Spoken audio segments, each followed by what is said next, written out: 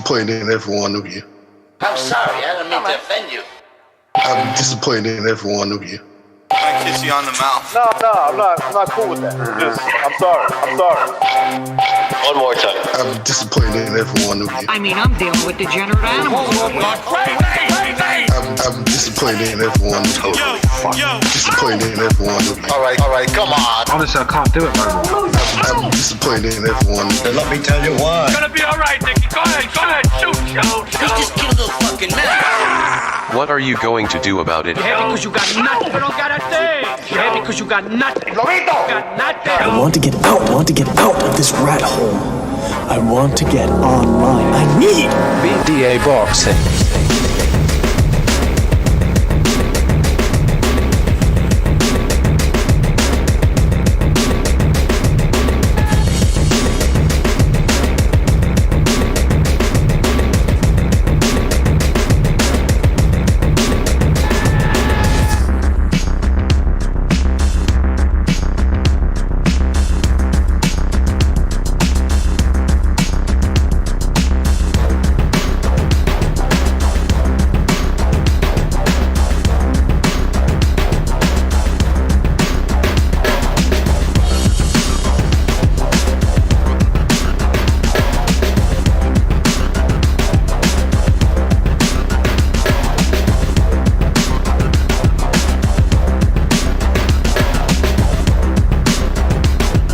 All right. Hey, welcome everybody to another BD Boxing podcast broadcasted to you live from the True North. It's a good friend, Mr. BDA, and we already got some people here. We're going to start off the show with a bang, people, talking about the big fight that took place last night. It's going to be a fun one. As you can already see by the question on the thumbnail, we're going to get down to some speculative stuff. Want to get people's opinions. We're going to be talking about the fight, opening up the phone lines in about 40-45 minutes as usual, so stay tuned for that. Before we get down to the fun, let's get the business out of the way, fellas. You know the drill. If you want to keep the gravy train rolling, you can certainly do so by joining the BDM membership program. The membership program, that way you get a bang for your buck. You get some emojis, special badges, the whole shebang. You can also send some shekels our way via the super chat, but we prefer the membership program because, like I said, you get something in return at least. If you can donate, the most important thing is you can hit to like and subscribe. Like and subscribe. That's what really matters to us. Your support, your listenership, and to spread the BDA gospel. I've been getting visions lately. The Crimson Inquisition is coming unless you people come correct, as they like to say in the streets. In any event, you can also check us out on Spreaker, iTunes, and Spotify at your leisure. Shout out to everybody in the chat. I'm talking about History LT, JumpTube, Brian Montes, Shadow Combat, Rusty Taylor. Shout out to Leonardo Campos Vasquez in the house as well. He says, Hola Madrid. Oh yeah, Madrid. Real Madrid won last night on the Champions League. Shout out to INVM, Aaron Kuko, Mark T, Reyes, Mr. Chen, The Logical Man, who else? Tony Yayo, Team Batman Boxing, Omar E, shout out to Omar, rejoining the membership there. Salute to all of the BDA family, absolutely. And by the way, check out Omar E on the Discord. He's going through some issues, and if you can help out, he's selling some things, and he's in some. He's going through some stuff. One of his family members. So check out on the Discord for more information. He's selling some gloves and some paraphernalia, so you can check that out as well. But hold on, paraphernalia, that doesn't involve drugs, right? Am I fucking up the word here? Anyway, we'll get back to that. Shout out to What About Me, Iceman, and many more people to come, I'm sure. Fellas, thank you for joining us.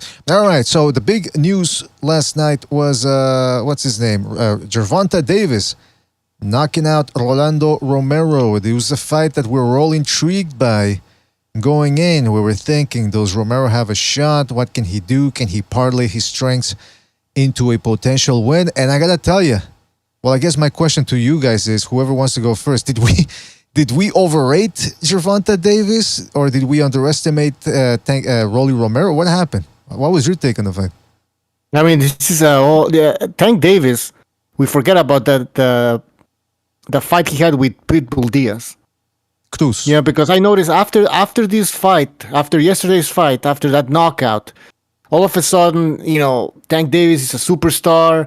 Who's gonna get knocked out next? And again, people forget about that Pitbull Diaz fight, and these other fights where Pitbull Tank Cruz, has been Bucho. really impressed. Pitbull Cruz. What? Pitbull Cruz. I don't know. I keep calling him Diaz. Yeah, Pitbull Cruz. So anyway, let's calm down. We know what Tank is. We know he has some talent. The power's obviously there. But let's fucking calm down. Superstar. Let's wait for the pay-per-view numbers, first of all. And, the crowd, the people that attended, apparently was a large crowd. I want to hear what Jimmy has to say about this, because he knows much more about how the PBC operates when it comes to ticket sales and all that shit. Well, let's get down to the fight first. Get that out of the way. What happened? What did it go as we expected? Because I think I was trying to get your guys' opinion on does Rolly have a shot. I really wanted to get your opinion on what Rolly had to do to get the win. So Jimmy, let's start with Jimmy. What did you think of Rolly's performance? Was Rolly better than expected? Is Gervonta Davis worse than we expected? Like, what happened? What was your take on the fight? Sorry, we'll go to Gonzalo then. Gonzalo, same question to you, my friend. Yeah. Oh, hello? I'm sorry. Yeah, I was here. I don't know why you couldn't hear me. But, all right, Gonzalo, I'll give you a dissertation there, brother. Okay. Tank Davis, he's pretty good.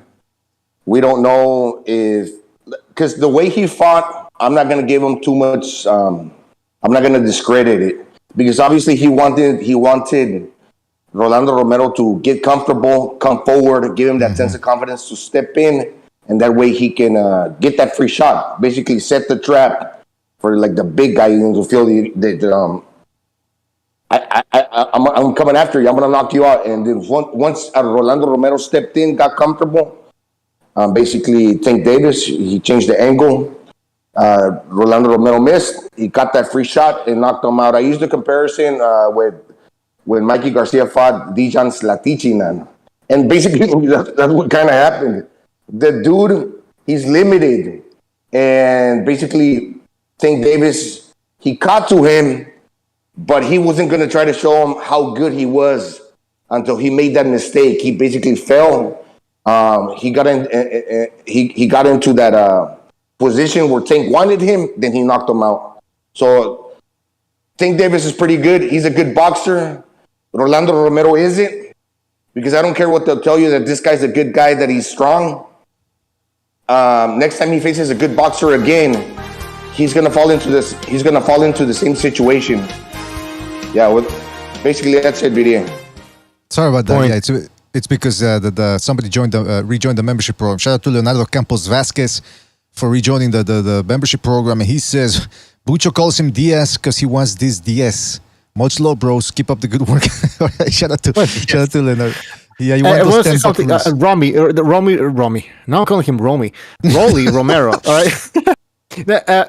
Before the fight, what we heard, Rolly is limited. It's gonna be an easy fight. He's gonna get stopped, right? Mm-hmm. What happened yesterday night? It was a close fight. Tank Davis got hurt twice. The referee, terrible. The second time Tank Davis got hurt, he started, clinching, excessively clinching, and the ref just standing there, not doing shit for half a minute or more.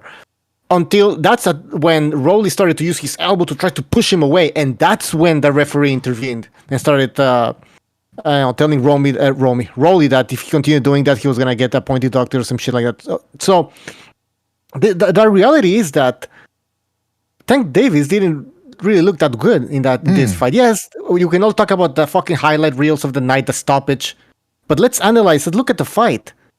Who the fuck was Rolly Romero? He wasn't really we all said he was gonna get stopped, but none of us said that it was gonna be a close fight. That's right. That's a good point. That's an excellent point, man. I mean, Jimmy, that's why you might remember that I was trying to really push that on Wednesday. Like, what can Rolly Romero do to win? And we were like, well, maybe go in there with a baseball bat. What happened? Was Davis worse than we thought? Was Rolly Romero better than we thought? Or I think Rolly's length, his awkwardness a little in his delivery, just took him a few more rounds to do what Gonzalo said. He walked him in on something. That kid's so limited. Like we were saying, when he was throwing punches, if he threw any kind of a combination, the other hand was down by his waist. You know what I mean? Like he doesn't even keep his hands up. Like he only got starched at the end. his right hand was down by his waist. It was just when he was throwing his left. It's just the kid's limited. It doesn't mean that Vante looked that great. In fact, I personally had him losing those first 6 rounds just through activity and whatnot. And it's funny that 2 of the 3 judges had him up. One, I think, had him up big, too, by 3 rounds, which is a little absurd. But, yeah, listen, Davis is the house fighter. The only way you're going to beat him at a PBC event is you're going to have, or any PBC fighter for that matter, you're going to have to take it from him. Look what they did to Castano. They gave him a freaking draw in that first Charlo fight when he clearly won. So they go with the house fighter, so you know you already got that against you going in. Put it this way, Rolly Romero, next time we hear about that fucking simpleton, it'll be in some domestic thing in the paper. Because after he gets starched out by some fucking nobody, you know, he loses, you know, with some nobody, he'll get dropped by Mayweather. You know, he's a flash in the pan. Out of all the guys he's fought, look at the key is, right? You ask yourself this, he's a star. That's how they market him. He's a superstar, the biggest American draws. Then why has your last 2 opponents combined salaries don't even hit $1 million? 800,000, 500 for Rolly, 300 for the fucking Cruz. You're paying peanuts for his opponents because that's the money that you know what it calls for. Cruz, let's be honest, is a Fury situation. It's a cherry pick gone wrong. They never expected Cruz to give him the fight he did. So now they're going to be able to work it off because, you know, and Bucho, I know you and so all of it, it's probably going to be a rematch. You know, the rematch of the fight nobody was asking for. And it's just this is what it is with this fucking kid. He's not even a part of boxing. He's a sideshow. And he's marketed to a world star audience. And because of that, you have nothing but violence at his fucking things. Again, last night, 10 hospitalized after the fight from a stampede after guns were pulled out. Leaving the Barclays. No surprise. 3 was shot down in Atlanta, robbed and shot, leaving his last fight in Atlanta. I mean, but you know what? Wait, Jimmy, are you trying to say he does? Audience, that's what you get. Are you trying to say? Are you trying to say he attracts the wrong type of people? Is that what you're saying? Thugs and knuckleheads. Just being honest, and fucking LB even says that's who he targets. This was a terrible pay-per-view if you think about it. I mean, fucking Christ, that Lara against O'Sullivan fight, why is that in the co-main event? Who thinks that putting Lara in the co-main event is a good idea? Yeah. I mean, only the PBC comes up with this shit. Only the PBC can come up with this shit. I'll tell you what I like, though. Sorry, go ahead. Sorry. Go ahead. No, that's it. I'll tell you what I liked. I liked the fact that they skipped the national anthem. You know, listen, we're entering the age of globalization. The WEF says it's a new world order. We're all going to get microchips. Shut your trash mouth. No, but listen, let's break down the borders. I'm just kidding. I know, but let's get rid of the fucking national anthem. And the other thing I liked, it was refreshing to see these guys walk straight to the ring, not standing on an inflatable platform, staring at the crowd for 5 minutes, and then just going down and going right back in the ring with a bunch of dancers. Nah, man, step right into the ring. We paid for a fight. We didn't pay for pomp and circumstance. So get it right. As to your thing about, we hating on Tank Davis because I'm pretty sure there's people in the chat that are listening in, not typing anything in the comment section, the chat, that are Tank Davis fans or people who believe that we are hating too much on Tank Davis. Mm-hmm. But let's be realistic. Oh, bullshit, nigga. Give us something to praise Tank Davis for.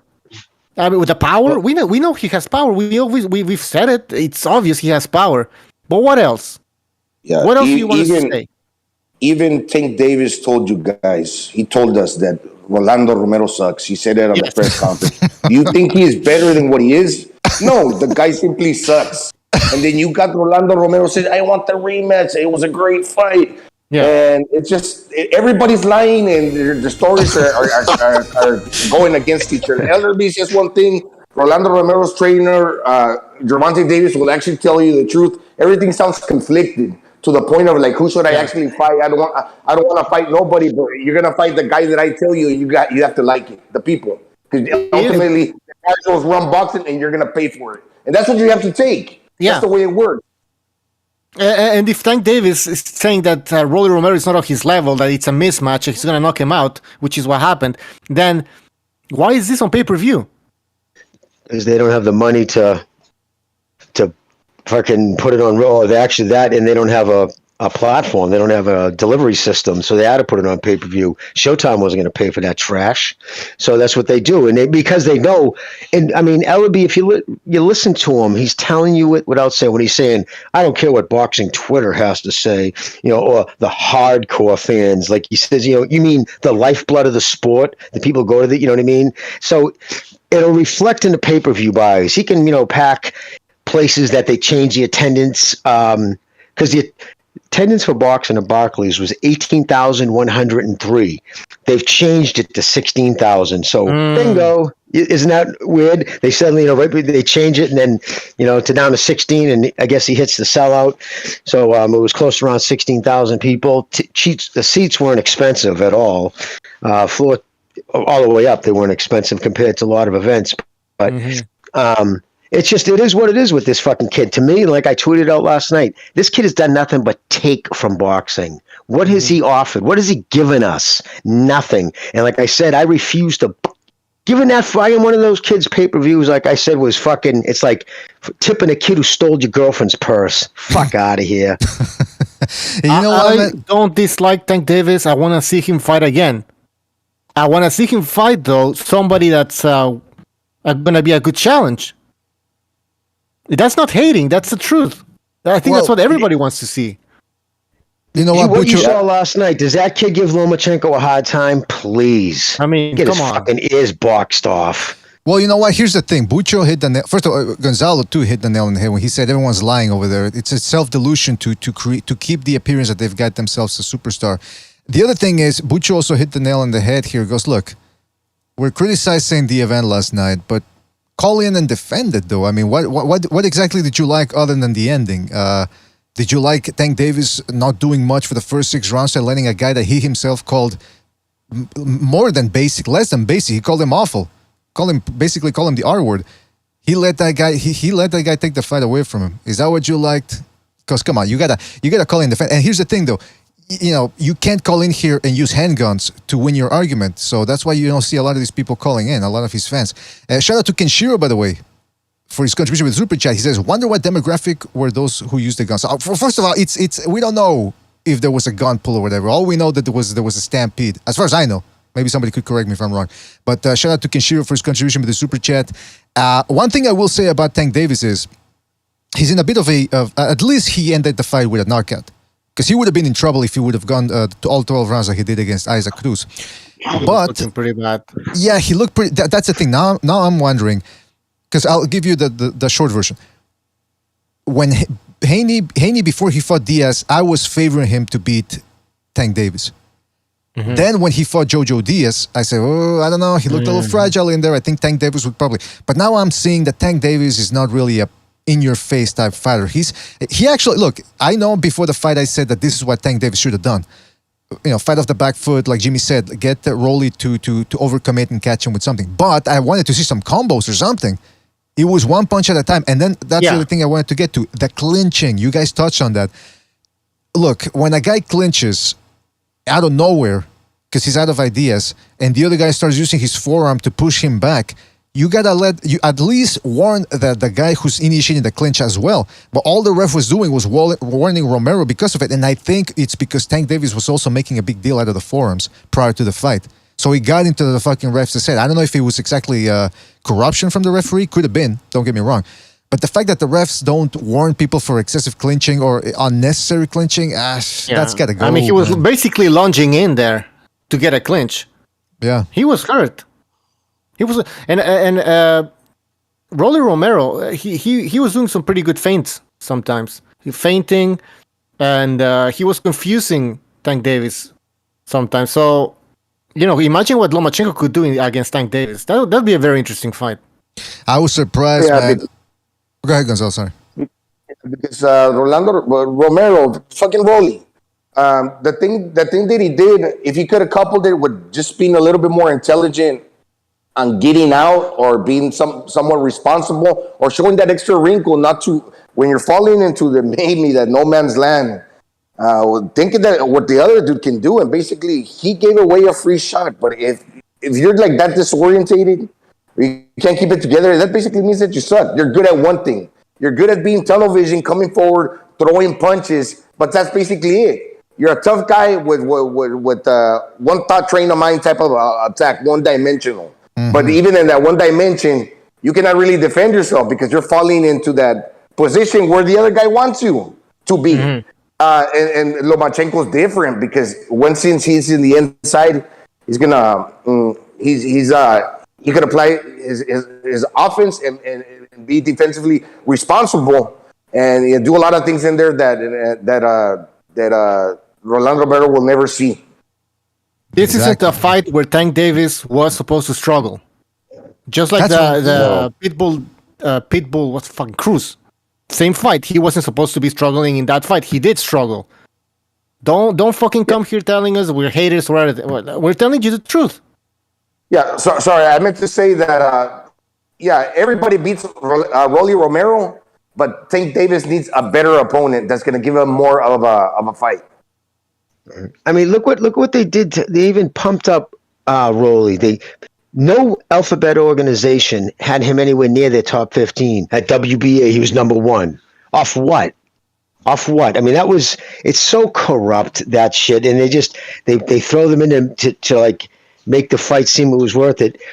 Himself, he called the fight trash. He knew it was trash. He said it's time to take the fucking, training wheels off or whatever. What does that mean? That means he knows he's been fighting nothing but hand-picked no-hopers. Vegas odds no-hopers, paying them peanuts, and cleaning up at the fucking, at the will call window.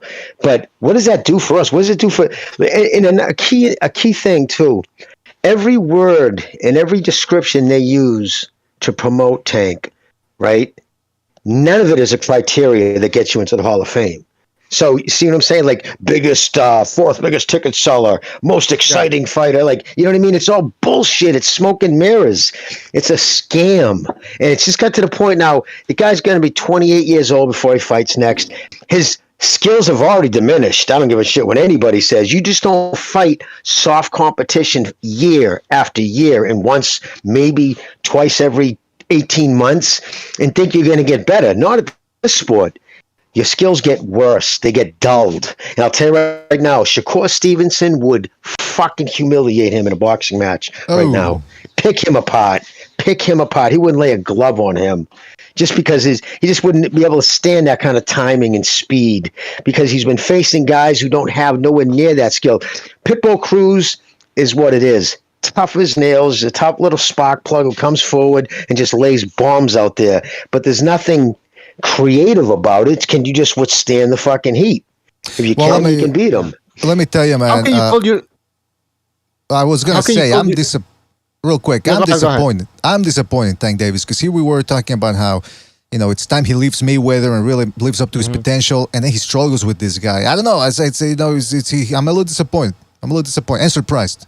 I'm a little surprised. Maybe we completely misjudge his talent level and skill level. Yeah. The way I see it is that his stock value has gone down, but for other people, for some reason it's going up. Why?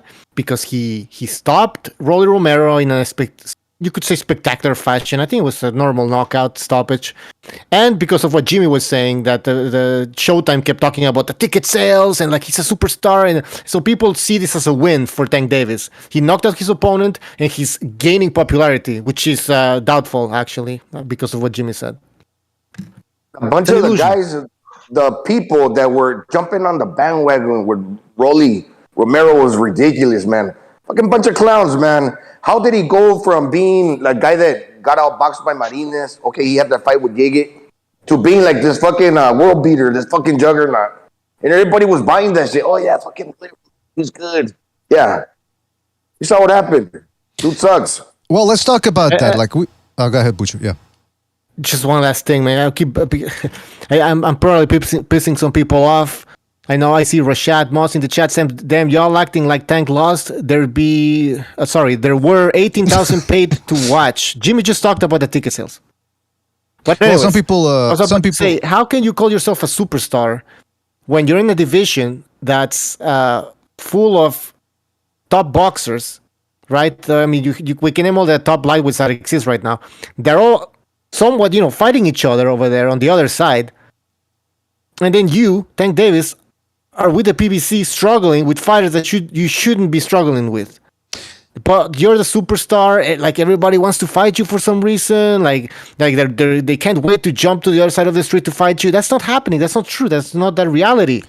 Well, listen, the hater label, that's the blackout people use when they don't have anything else to say and they can refute the legit criticism that's being raised. Let's call it hater. And that's it. It's the blackout. That's all you need. It blacks everything out. Now, going back to reality here, Tank Davis, that's one of the things we want to talk about. Look, there's no doubt, like Jimmy says, if you fight weak competition, you're gonna regress. Tank Davis, out of his own mouth, says that he's been regressing a little bit with that weak competition. Now he's saying he's still Team Mayweather. Now, I don't know if that was the adrenaline after the fight, he's high after a knockout win. But for Pete's sakes, Tank, don't sign with the Mayweather again. You're wasting your talent. You're not fighting good opposition. And then when they put you in this with this mediocre opposition, he's struggling. He needs to get away from Mayweather. Yeah. But is it me, or does Mayweather and LRB, they might have him sexually manipulated? There seems to be some weird MK Ultra thing going on there. They got to put the training wheels off. You know what, man? I like Tank. I love Tank. The dude's a cool dude, man. He seems like a real nice guy. He's a little confused. I actually want to take Tank under my wing if I knew him. But apparently somebody else took him under the wing. And they're fucking coercing him. They're confusing him. And that's the way he is. He's fucking ambivalent. He doesn't know what to do. So what else is going on that we don't know about, that the guy can't make his own real decisions? A couple of things about the whole. I personally think the whole "I'm leaving Mayweather" was to bring just controversy, people talking about it, because nobody about the fight itself was interested, and they needed to get just a talking point. And because what sounded weird to me, because he's under the same PBC contract, the same one that kept Benavidez there when he thought his contract was up. It's very layered, and if they make X amount of dollars, they have to stay. So just this fact that he was saying he was leaving, that just seemed odd. And the fact that there was no pushback from Mayweather, I don't know. I personally starting to think it was just a big staged bullshit event to get them talking about him. But I mean, if I was her, I wouldn't go fucking overpaying for him right now. Well, hopefully he gets the big fights, because I'm done with him fighting Mario Barrios and special ed class. I mean, it's time for him to step up and get a fight with. Listen, there's a plethora of fights out there. Haney and Kambosos, all right, we don't even know if that rematch is going to happen. I know it's supposed to be mandated, but if, let's say, Haney, for example, beats Kambosos bad, or vice versa, there might not be a need for a rematch. Maybe the loser doesn't want a rematch. So there's a possibility maybe Tank could get his claws on that guy. Hey, we got Ryan Garcia. We got Shakur Stevenson. Yeah, Mr. BDA, and beware, because this is what they're doing. Leonard LRB, TMT Promotions, which is supposed to be like this real big entity. It's not. It's just Leonard LRB and fucking Mayweather. And watch, check it out. They're building up a fighter like Rolando Romero and maybe like many others in the future. That, be careful, the fans and everybody else that's listening and watching. That dude that they're gonna try to build up is not that good. You saw Rolando Romero now. The next guy they start mentioning and blowing up, don't fucking drink the Kool-Aid, because that's what they're gonna start doing. And they're diluting the sport. The Kool-Aid, they're putting a lot of water in just a little bit of Kool-Aid, basically. Diluted. It's diluted as shit. The product's being diluted. And yeah, you know what? Like somebody said, I forgot who said it. The next fight, the next big fight for Tank Davis is gonna be a rematch with Pitbull Cruz. Yeah, that's what they're gonna. That's the plan. Absolutely. That's why we saw Pitbull Cruz in a undercard. Remember, in a co-main event, I believe. Mm-hmm. Of course, wasn't a main event. Yeah, because that's what they're doing. Of course, that's the fight. Yep. No, you're right, Bucho. Of course, I just said I was agreeing with you. That's going to be the rematch. That's ridiculous. Right. Well, listen. At the end of go ahead, Bucho. Sorry. No, I'm just disappointed with this shit because I want to see Tank fight these other guys, and we know it's unlikely that that's going to happen. Well, let's give the haters a little bit more fuel here. Let's talk about the scorecards here, because you guys sent me the scorecards, and I know Haymanites posted that on Twitter too. I was watching the fight live on the Discord with people. Well, I mean, I wasn't watching it live, but we were commenting live, and I gotta tell you, the scorecards kind of surprised me. I think definitely Rolly won the first 3 rounds. Tank Davis didn't do anything in those first 3 rounds. And yet, at the end of the night, before the knockout, a lot of these judges, hold on, how many of them had it? 2 judges had 2 out of 3. Yep. Yeah, Davis ahead. Actually, hold on a second. I got another picture here that's going to illustrate this better as well. But they had him ahead. See, okay, Ron McNair. Now we got the names because I can't read that fucking cursive. Ron McNair, 49-46 Davis. Robin Taylor, 48-47 Davis. Okay, I could even, that was not that egregious, although it's still bad. But 49-46 Davis, what was he doing to win those rounds convincingly? I'm at a loss for words here, guys. What happened? And Davis, no, well, basically he's changed his style. He's a counter puncher. Looking to surprise you with one shot. And the difference between him and guys like Mayweather, this guy's got power, but his dimensions are different. He'd probably be better off at being more aggressive and getting the dude out of there earlier. But with Rolando Romero, yeah, he was bigger, and I don't give him too much shit in the sense that, yeah, you have to give that dude a false sense of security. You got to allow him to come forward. And like he says, maybe he started slow, that he's going to start warming up earlier, but he did the same thing against Mario Barrios. He was behind on the scorecards. Eventually, he was able to get that guy out of there. The same thing with this guy. So moving forward against better competition, you're not going to have that luxury to try to pick your shots one shot at a time. Now that you regress, you changed your style, and is that going to be more effective? But we don't really know until he faces those world beaters, which he hasn't. Mm-hmm. Was he behind? Was he ahead on the scorecards, Barrios? I thought the judges had him behind at the time of stoppage. Unofficially, I know that officially, unofficially, everybody I guess thought Barrios was winning. But I think the judges actually had Davis ahead at the time of the stoppage, just to goes to show you, just the PBC'd, And what's weird too, if you look at that, brother, it says Tom Brown Promotions. That's who's the one who the license that fight was under last night. It's on the scorecard in the top right hand corner, not TMT, but TGB, which is weird. I gotta tell you, these scorecards, it just makes it seem as if the fix was in. But it makes me wonder too, from my stylistic standpoint, because like I said, I thought Haney, after the Jojo Diaz fight, I said, maybe Tank Davis could take Haney out of there. I would favor Tank Davis. Now I'm not so sure, man, because, and I've said it before, I talked about this in a video I did, Tank Davis's work rate is very low. And so far, his power's been able to bail him out. Couldn't bail him out against Isaac Cruz. That fight was very, very close. But against Barrios, against Santa Cruz, and now against Romero, it's been bailing him out. But it's almost like the Deontay Wilder situation where you're like, okay, he's got the power, but what's he going to do when the guy's outworking him, outboxing him, and he's not landing that power shot? Yeah. Does he have a plan He's B? the closest guy that reminds me to Canelo Alvarez. And he keeps bringing up Canelo Alvarez because obviously he models himself, or he likes the style, and he compares himself to him. That when he's mentioning, I'm like a Canelo, we saw Canelo with Kovalev. Yeah, he was doing good. They say Kovalev was probably winning on the scorecards, but eventually Canelo got to fucking Kovalev. He got to these other guys. It's working for Tank Davis now, but is he going to meet his fucking Dimitri Bivol in the future? Because we know dimensionally, he's not the biggest guy. But now you're not fucking throwing the combinations like Canelo was throwing the 54-60. For Tank Davis, in a weight that he actually should carry decently okay, he doesn't have the output that he needs to compare against these other guys.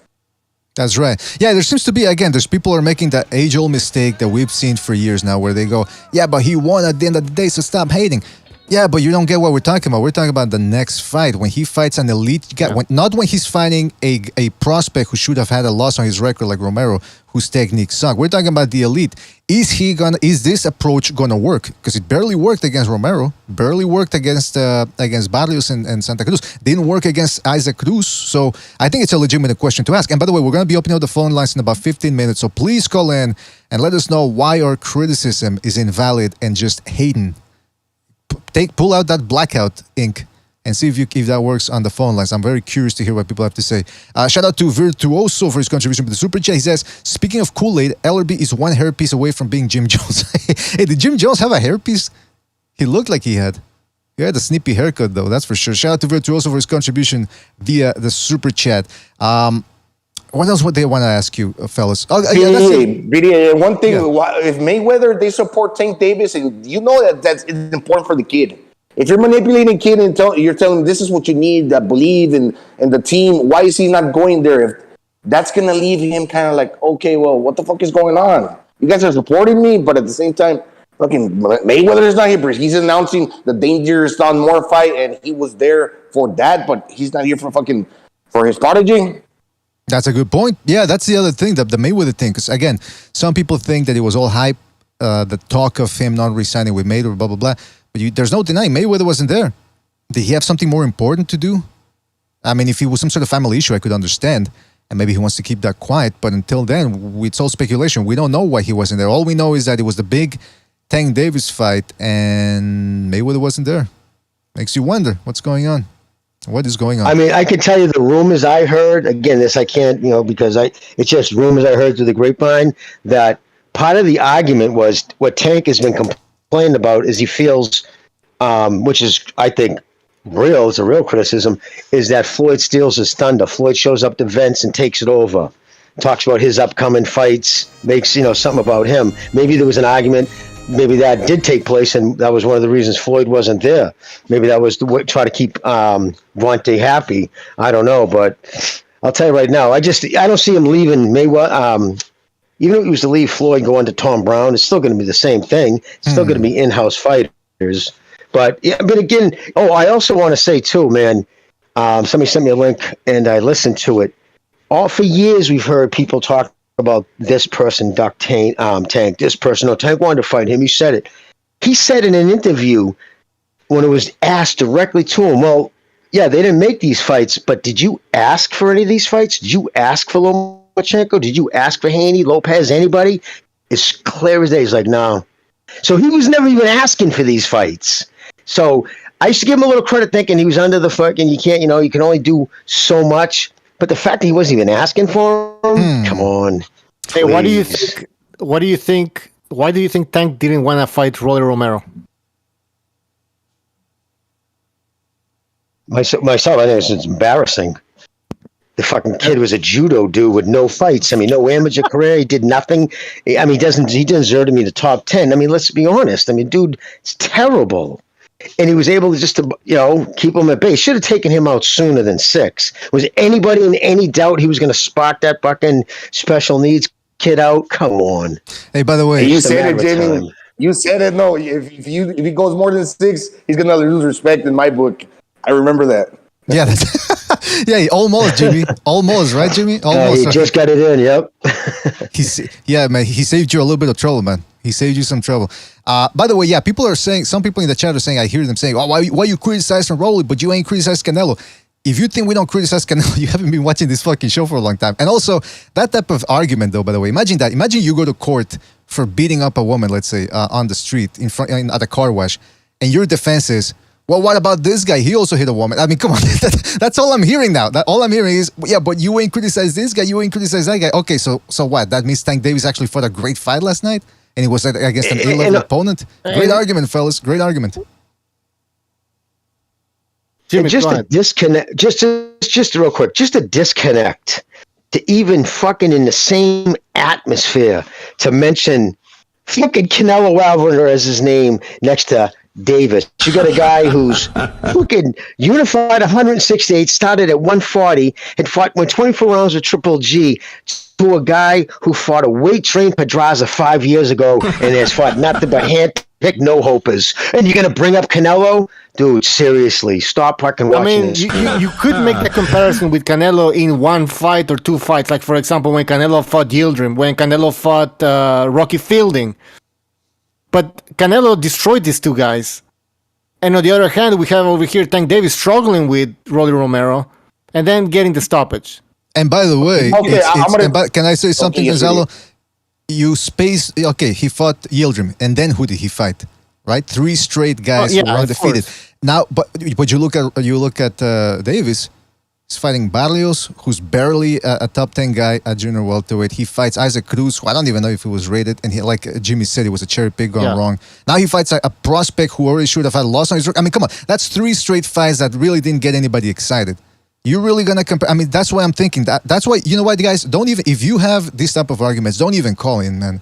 Because I mean, it's just when you fight this level of opposition, you're supposed to dominate your opponent if you're an elite boxer.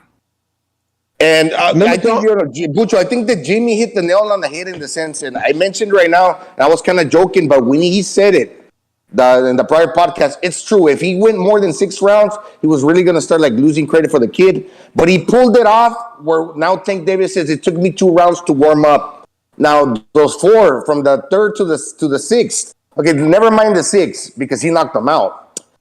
So it's pretty much the 3rd, the 4th, and the 5th. Okay, yeah, eventually he did he play for his food? No, maybe he struggled a little bit with the guy that was bigger and it was bringing it, and then you had to give him a little sense of sense of like security, where false sense of security, where that dude was coming forward, and eventually you laid the trap and he bit on that, and fucking you got your shot in, and he was knocked the fuck out. Yes, did he salvage his performance to where now he lives to fight another day? Yes. Because I'm not trying to sound like a hater, and I'm just trying to keep it even. And I know you guys ain't either. But basically what I'm saying is, like, we just need to be careful, man, because he obviously needs to fight the better competition. Well, that's the thing, though. It's, look, we said before the fight, Tank Davis guy has this in the bag, as long as he doesn't do anything stupid. But I didn't know he was going to be losing almost every round beforehand. And we're not supposed to criticize him? I don't understand that type of logic. But I guess you know what? What about Kovalev? He hit a woman, too. You ain't going to go after him? Like, yeah, that's a great argument, fellas. Hey, speaking of arguments, we're going to be opening up the phone lines. So if you want to argue, I invite you to do so. We're going to be opening up the phone lines, and we're going to get right down to that. Now, I also wanted to bring up the fact that, Bucho, I wanted to ask you this. Superstar. Some people are saying Tank Davis is a star. In your opinion, Bucho, what's the definition in boxing of a star? Like, what's your criteria? Everybody wants to fight you.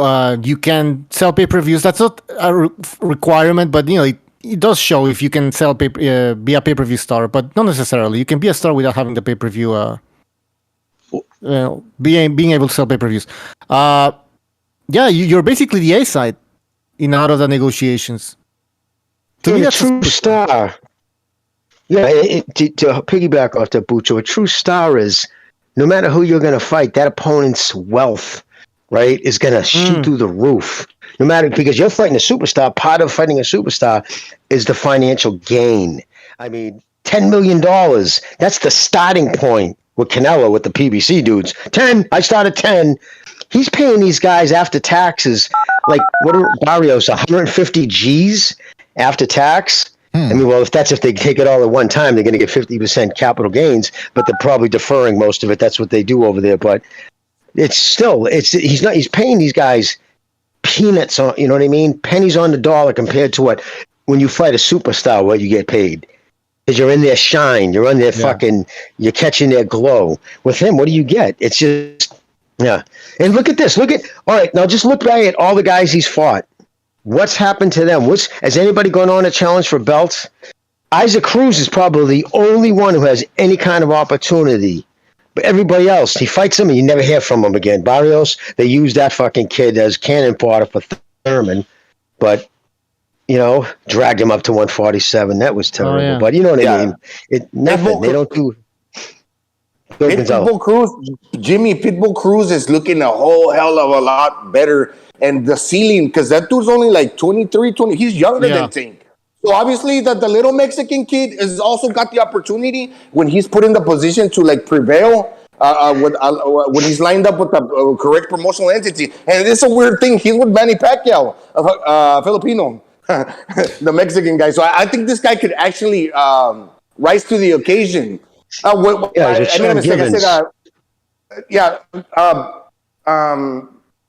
Tank Davis, salvaged the career. No, he salvaged the performance. He did good against the guy but is he fighting down to the level of his competition? Leonard Ellerby needs to understand that. This dude, if you paid attention to him, Mayweather, because Mayweather is intelligent.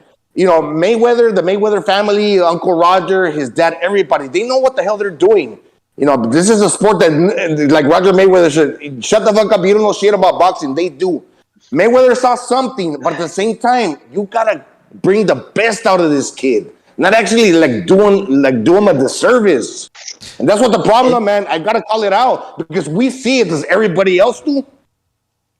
Well, You know look what, what man? Roger, like you said, Roger knew his game, and look what Roger said about Ellaby. What does he do? What has And what that guy did done for him? What does he do? what did You Floyd tell Senior me. That's what he said about him. So and what did Floyd Senior say about Ellerby? Come on, Jimmy. Yeah, Somebody. he said something. He said Oh, something. He remembered. I don't know. Yeah.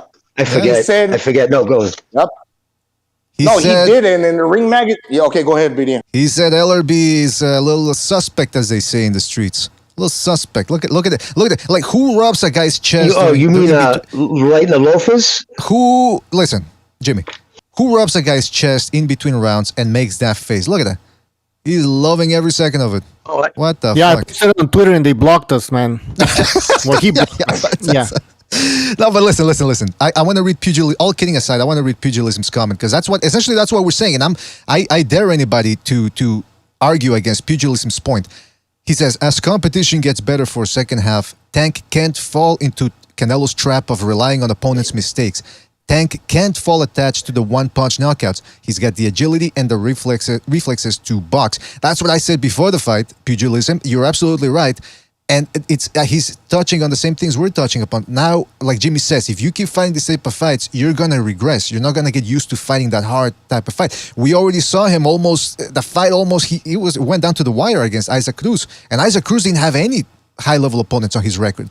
So the fact that Tank Davis is trolling these type of fighters doesn't bode well for him if he wants to step in there with the Shakur Stevensons of the world, the Haneys, the Kambosos, even the Garcias. I think he could spark Garcia out because Garcia leaves his chin up in the air, but Garcia can also take him out as well. He's got that type of punching power. So you live by the sword, you die by the sword, unless you develop something other than one punch knockout power and you add some skills to it and some activity, punching volume. But he's not doing that right now, is he? Yeah, and you know when they asked him, the dude from Fight Hype or whatever that guy was in the post press conference, what about Shakur? And that man behind them glasses with the snakish character was Eller Smellerby. You know what he said? He stood away from that question. He fucking held them off, and he tried to be. This is what the Ellerby's there for, man. No, was it Shakur? The Tank Davis is too small. You guys keep saying that Tank Davis be fighting guys that he don't belong with. That those dudes like the Leo Santa Cruz of the world. Because now it fits your narrative that you don't want to. Shakur is pretty much the same size as Santa Cruz, if not bigger. But now he's too small for you, right? That's right. Gonzalo, listen, bro, you can tell exactly where their mindset is at. When you say this is right after he fought Barrios at 140, so they didn't know if he was still going to be campaigning at that weight. And someone asked Ellaby about Taylor. And when you say of the guy who just is the undisputed, holds all four belts, and you say, what does he have to offer? That tells me everything. Okay, moving on. You're not in the game, dude. You're a sideshow. You're a tough man competition. Fuck. Hey, by the way, shout out to Leonardo Campos Vasquez for his contribution with the super chat. He says Teddy Atlas has Tank in his pound for pound, and he only says the truth. So I don't believe your criticism as bait. That's right. We're baiting here. Teddy Atlas, you're right, Leonardo. Once Teddy Atlas speaks, that's gospel right there, man. You can't go up against Teddy Atlas. By the way, some people had. I saw a boxing scene pound for pound list from some of the writers. They had Tyson Fury #1.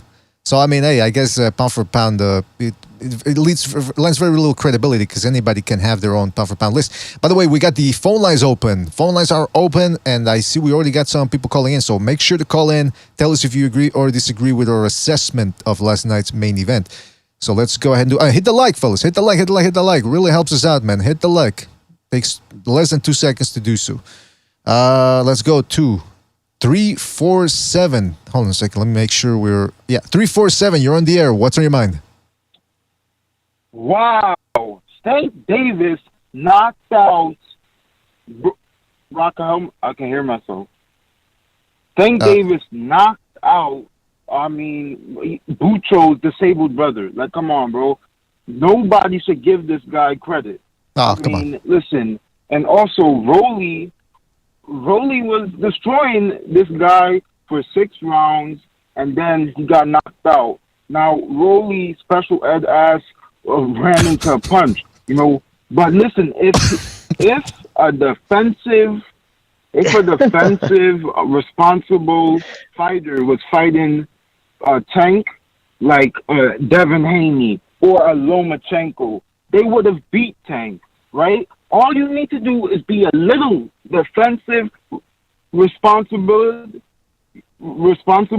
and you'll beat Tank. Like Isaac Cruz, he kept his hands up. Most of Tank's punches was on Isaac Cruz's gloves. It did not land, right? All you have to do is be defensive, responsible. So, I mean, come on, it's ridiculous. And also, all of, Tank Davis fans, talking about, oh, Tank Davis the best.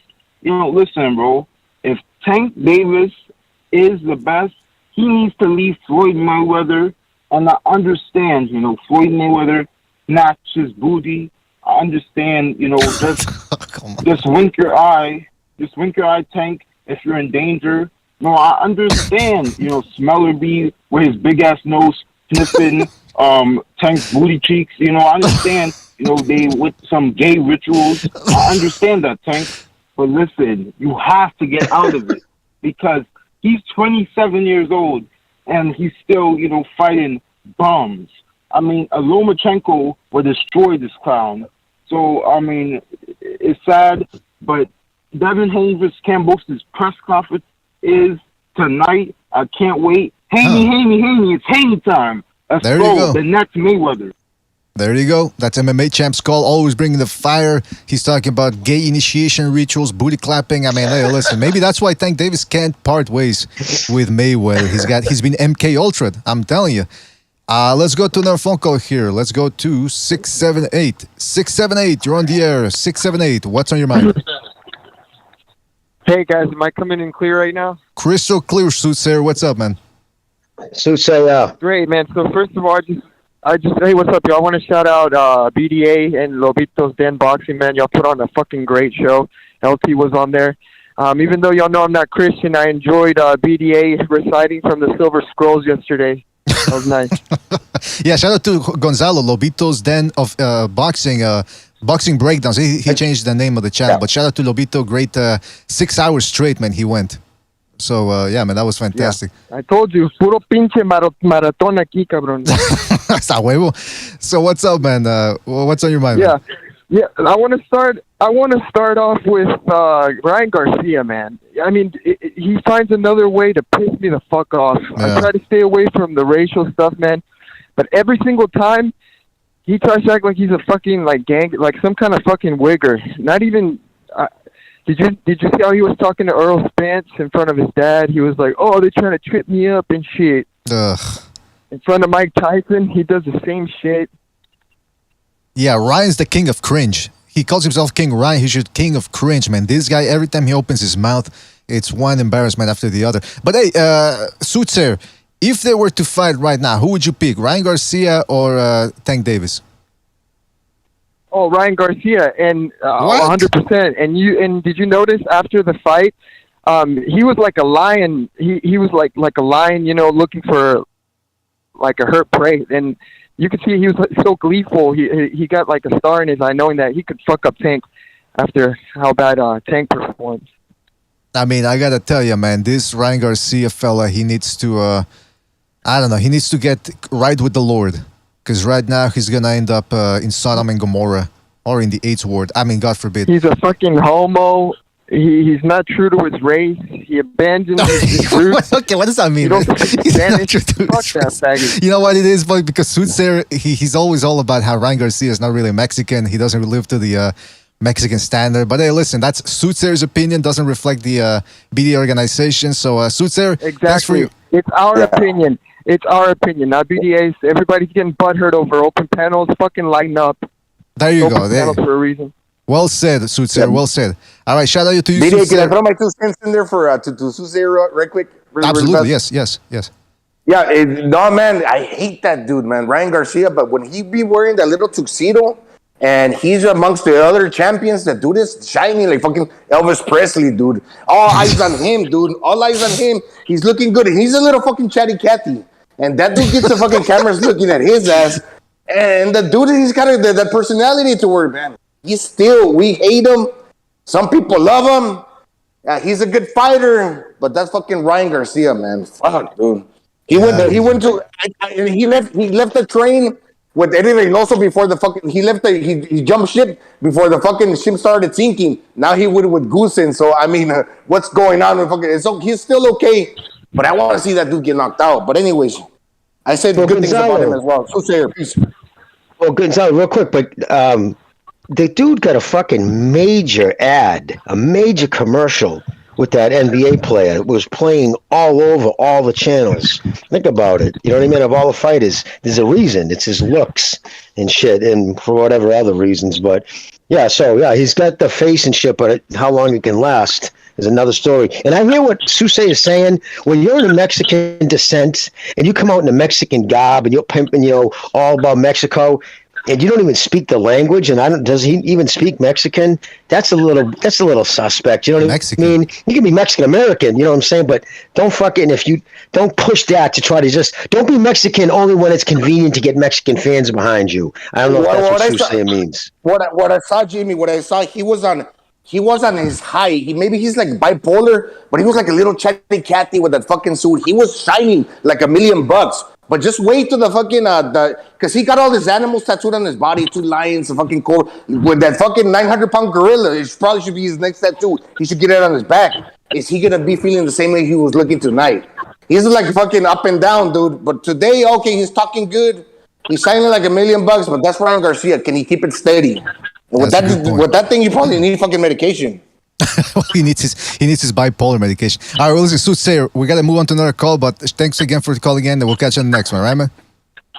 Great show, guys. Peace. Thank you, man. Take it easy. All right, let's move on to 520 here. 520, you're on the air. 520, what's on your mind? Hey, how's it going on? Can you hear me? Yes, indeed, fella. What can we do for you? Awesome. Yeah, I think it was expected Tank would, end up doing that. So it wasn't really impressive. I honestly have been very disappointed in his past couple fights because he didn't really look too well versus Barrios or Cruz. But now that his contract is over, I'm hoping that he takes control of his future and, gets the fights that we all want. But, set aside from that, we really need him to, fight some of the top guys to see how good his talent really is. So I'm not hating on Tank. I just disapprove of, the people he's fought and how hard of a time they've been giving him. So I really do want to see what's going on with the top fighters. I'm not sure if you guys saw the like a post-fight interview from Fight Hub. They spoke with Stevenson, and he said that he would love to fight Tank. He compared that fight to Crawford and Spence. But also Ryan Garcia responded to him earlier today, I believe, saying that he would want to do it by December. So I mean, it sounds like Davis already has 2 good options right there.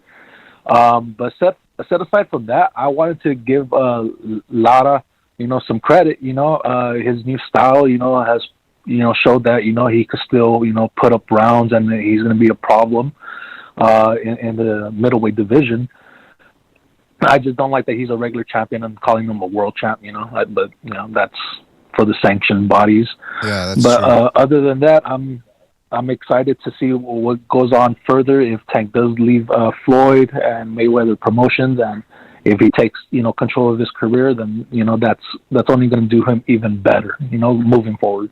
Hey, excellent points, man. Excellent points. Hopefully that's what happens. Hopefully Tank Davis doesn't sign with Mayweather, or if he does, hopefully they finally make the big fights. Because like you said, there's a lot of options out there. There's a lot of money to be made, and there's a lot of adulation to be won. If one of these guys can beat the other. Big fights. That's what we want. Well, listen, 520, excellent points. Very good call. Call back next time, right, man? Take it easy out there. Bucho, yeah, too. But I don't, Was that 520? He said. I think he said shout out to the panel. What was that, Jimmy? Yeah, shout out to the panel. Listen, the reason why then you have his fans and his, the ones who call us haters will sit there. Why do you care about the pay-per-view numbers? Who cares? It's like, what do you mean? Who cares? When you market him as a pay-per-view superstar, don't you think how many pay-per-views the superstar sells is a relevant point? So the fact that they didn't release them last, I don't think they'll release them this time. And if they get released again through a fucking suspect source, I mean, Steve Kim was on a chat thing last night with Ring IQ and a bunch of people, and he straight up said it again. He's like, listen, whatever fudged numbers they're leaking through, media. So he knows, everybody knows, those numbers that the PBC release aren't fucking factual. They're blown up. There's a reason why. Like when the DAZN says they sold X amount of pay-per-views, if they're saying, or even a spokesman, Eddie Hearn, says, oh, he did well over 600,000. If he's saying that, and they come to find out he's lying, and they're out publicly right now trying to find more investors for DAZN, that's a part of their stance right now. That's illegal. You can't do that. You break all kinds of FCC and CEC rules. Jimmy, don't go around snitching. Man. Don't go around snitching. What's that? Don't go around snitching. Hey, that's all I'm going to say. I'm a fucking rat, man. I'll roll on all you motherfuckers. All right. All right. Well, listen. Speaking of Steve Kim, I think we've got the Kimster on right now. Steve, are you there? Hey guys, can you hear me? Yes, indeed, Steve. Hey guys, I'm actually starting my workout, my spin cycle portion of it. Anyway, listening as always. By the way, guys, I've actually used this nickname for Ryan Garcia because someone said the word cringe. I have used cringe rye, and yesterday, last night was another example of him grandstanding on stage.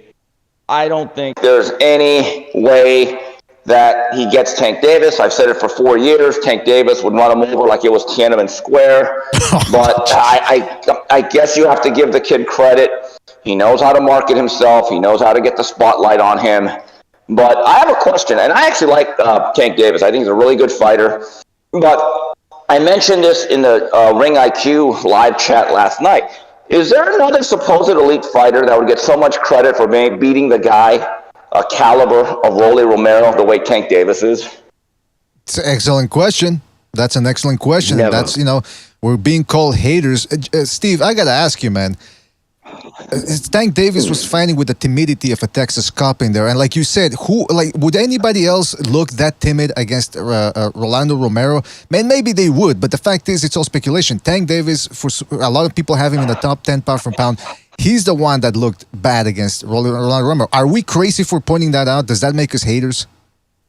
No, it makes you truth tellers. Look, I thought that fight, and I said it jokingly, it was a little bit of hyperbole on last week's show, 3 knockdown rule, with Mario, and I told Mario, if this fight goes above 5 rounds, I would like to call the local or state commission and actually have an asterisk and turn that into a loss for Gervonta Davis. I thought it would happen sooner, but look, Rolly, I think it wasn't so much power. His power is always going to be there, but the length and the size of Rolly gave Tank problems. And he kept him outside, threw some unorthodox feints, and his overall technique is so bad you kind of have to get used to it. I thought by the 4th, 5th round, Tank started to hold his ground just a little more, and eventually Romero hung a curveball with his head way out in front of his feet, and he got whacked out of there. But, I mean, I'm just telling you, I actually like Tank, but he needs to stay at 35, because if he's going to fight these taller, rangier guys at 140 that could shoot downhill on him, there's going to be an issue with that. And I think, look, I want to say something that's very counterintuitive to what a lot of people think. I've said this for all. I think Mayweather Promotions has actually done a good job by Tank. They've made him money. They've made him a ticket seller. They've made him a draw. And he makes good money, and they've kept him safe.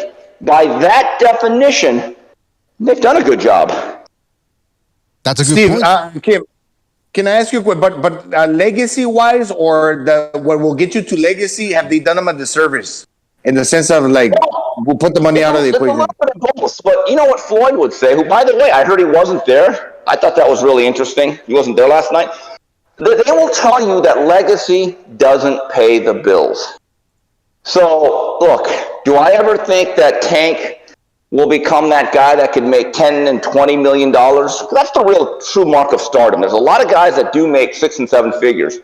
It's the guys that make 8 figures that have crossed over. Okay, like a Canelo Alvarez, an Anthony Joshua, now an Usyk, Tyson Fury. I have a fight, I think, in a couple years that could be absolutely huge in a really good promotion. it would be Shakur Stevenson against Tank. Problem is, we're going to have sides of the street, and that could end up being just the latest version of Spence versus Crawford, which is a shame.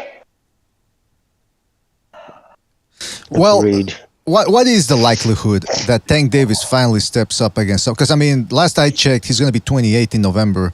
A guy's prime goes by fast, especially depending on how he conducts himself outside the ring. So, like from behind the scenes and stuff like that, is there any chance that Tank Davis is willing to work with, or his promoters rather, are willing to work with another one to make the big fights? You know, BDA, I've said for a while that there is, I believe there's a personal issue between Floyd and Tank, and maybe even Tank with Leonard. But I've been told that he still thinks very highly of Al Heyman. He doesn't hate the PBC, probably likes him. I don't think he was ever going to leave that umbrella, which was basically Heyman / Showtime / PBC. But we also have to look at the history here. 3 weeks ago, he was packing his bags, he's out the door. Come fight night and post-fight, he's unpacking his bags, moving back in. So, you know, I wouldn't, look, Tank has had outbursts before against Mayweather specifically and Mayweather Promotions. I remember 3-4 years ago, he put out a tweet saying, I'm with somebody who doesn't want me to succeed, obviously talking about Mayweather. Yeah, well, you flash forward to 2022, he's still with them. So I wouldn't really make too much into what's going on, because even if he leaves Mayweather Promotions, he may still be with the PBC, which in all likelihood really kills the chances of some of these other fights. That's a shame. That's a shame. And let me tell you something. I'll ask you something about it. Because Jimmy brought up the good point that if you're going to use the star label as a marketing or as a tool to leverage more money and become the A side in negotiations, that's the question I want to ask you. You've been watching boxing for a while and covering boxing for a while as well.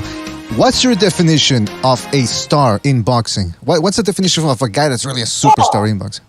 There's tiers. There's tiers. There's guys that can make a nice living making 6 figures, and they'll fight twice a year, and they're solid. Then there are guys that are the $1 million fighters. They make 7 figures. And then you start getting into, are these guys attractions? Are they live gate titans? Can they sell tickets? Can they move tickets? And then you have guys who are, then the next tier is, can you move tickets and also be a pay-per-view guy? Then there's the guys, if you headline a pay-per-view, is it a big event? If you fight Steve Kim, Dmitry Bivol, or Gennady Golovkin, that's what Canelo is.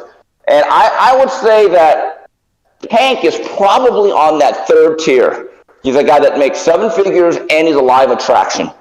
His gate numbers speak for themselves. But has he reached those other 2 tiers?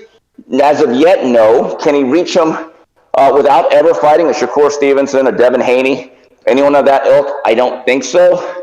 But he's making a good living, but there are very few superstars. I would say there's probably 2 or 3 in every generation. If you go through every decade, there's a Pacquiao Mayweather. Those were the 2 guys not too long ago. Before that, it was Mike Tyson and probably De La Hoya. Then in the 80s, you had Ray Leonard, Tyson, and probably Marvin Hagler and Hearns, that whole group. But it's not like there are that many of them. So, you know, yeah.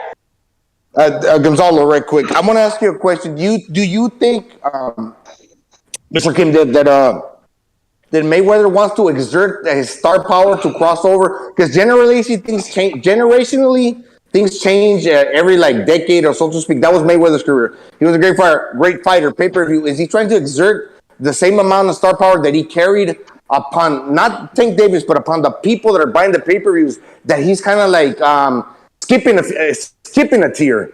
Hey, you do what I'm kind of like. Yes. You know, you're right. And look, here's the thing with Mayweather, and I always give him credit.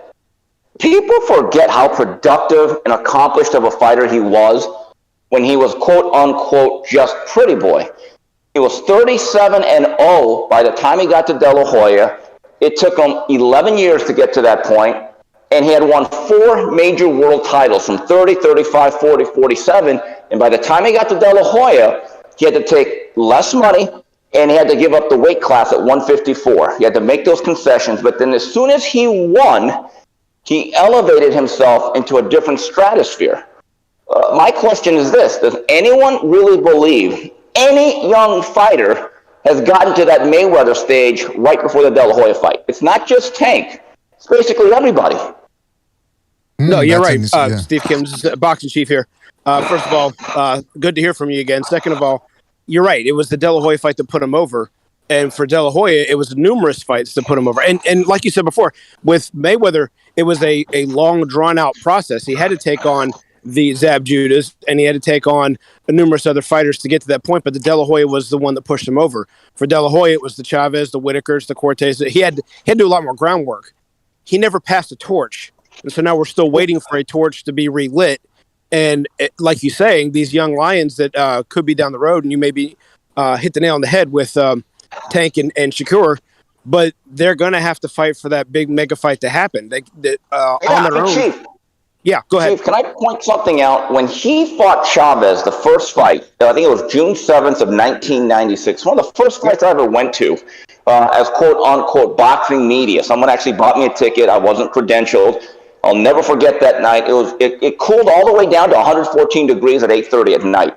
Unbelievable. Okay, so he wins that fight, takes the rest of the year off, but in 1997, the year following his big victory, where he's probably the biggest name in the sport since Mike Tyson was still in Indiana locked up, he went out there 5 times. Yep.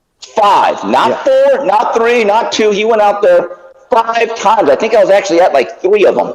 It was 4 pay-per-view bouts and 1 HBO bout against David Kamau. He put in work. No one is willing or able to put in that type of work nowadays.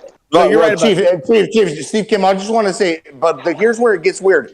If you were Mayweather, can you brand your prodigy and transfer what you did to the viewers now that you can garner that fan base where it just automatically transfers, where you're skipping the tier?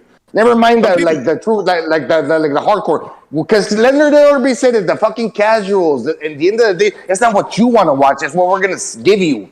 At the end of the day, it's like if you're Mayweather, and by the way, that's what Tank was complaining. I catch all the stick because I get the popularity, but at the same time, I get the Mayweather haters. Gonzalo, you make an interesting point. I don't think Leonard Ellerbe helps himself on Twitter. There are times he says something and he gets beaten like a piñata. And I'm like, Leonard, you're better off not saying anything. When you here's the problem with any business. If you lose your foundational support, and in this case, it's hardcore boxing fans, I think it is very difficult in this day and age when fighters fight twice a year.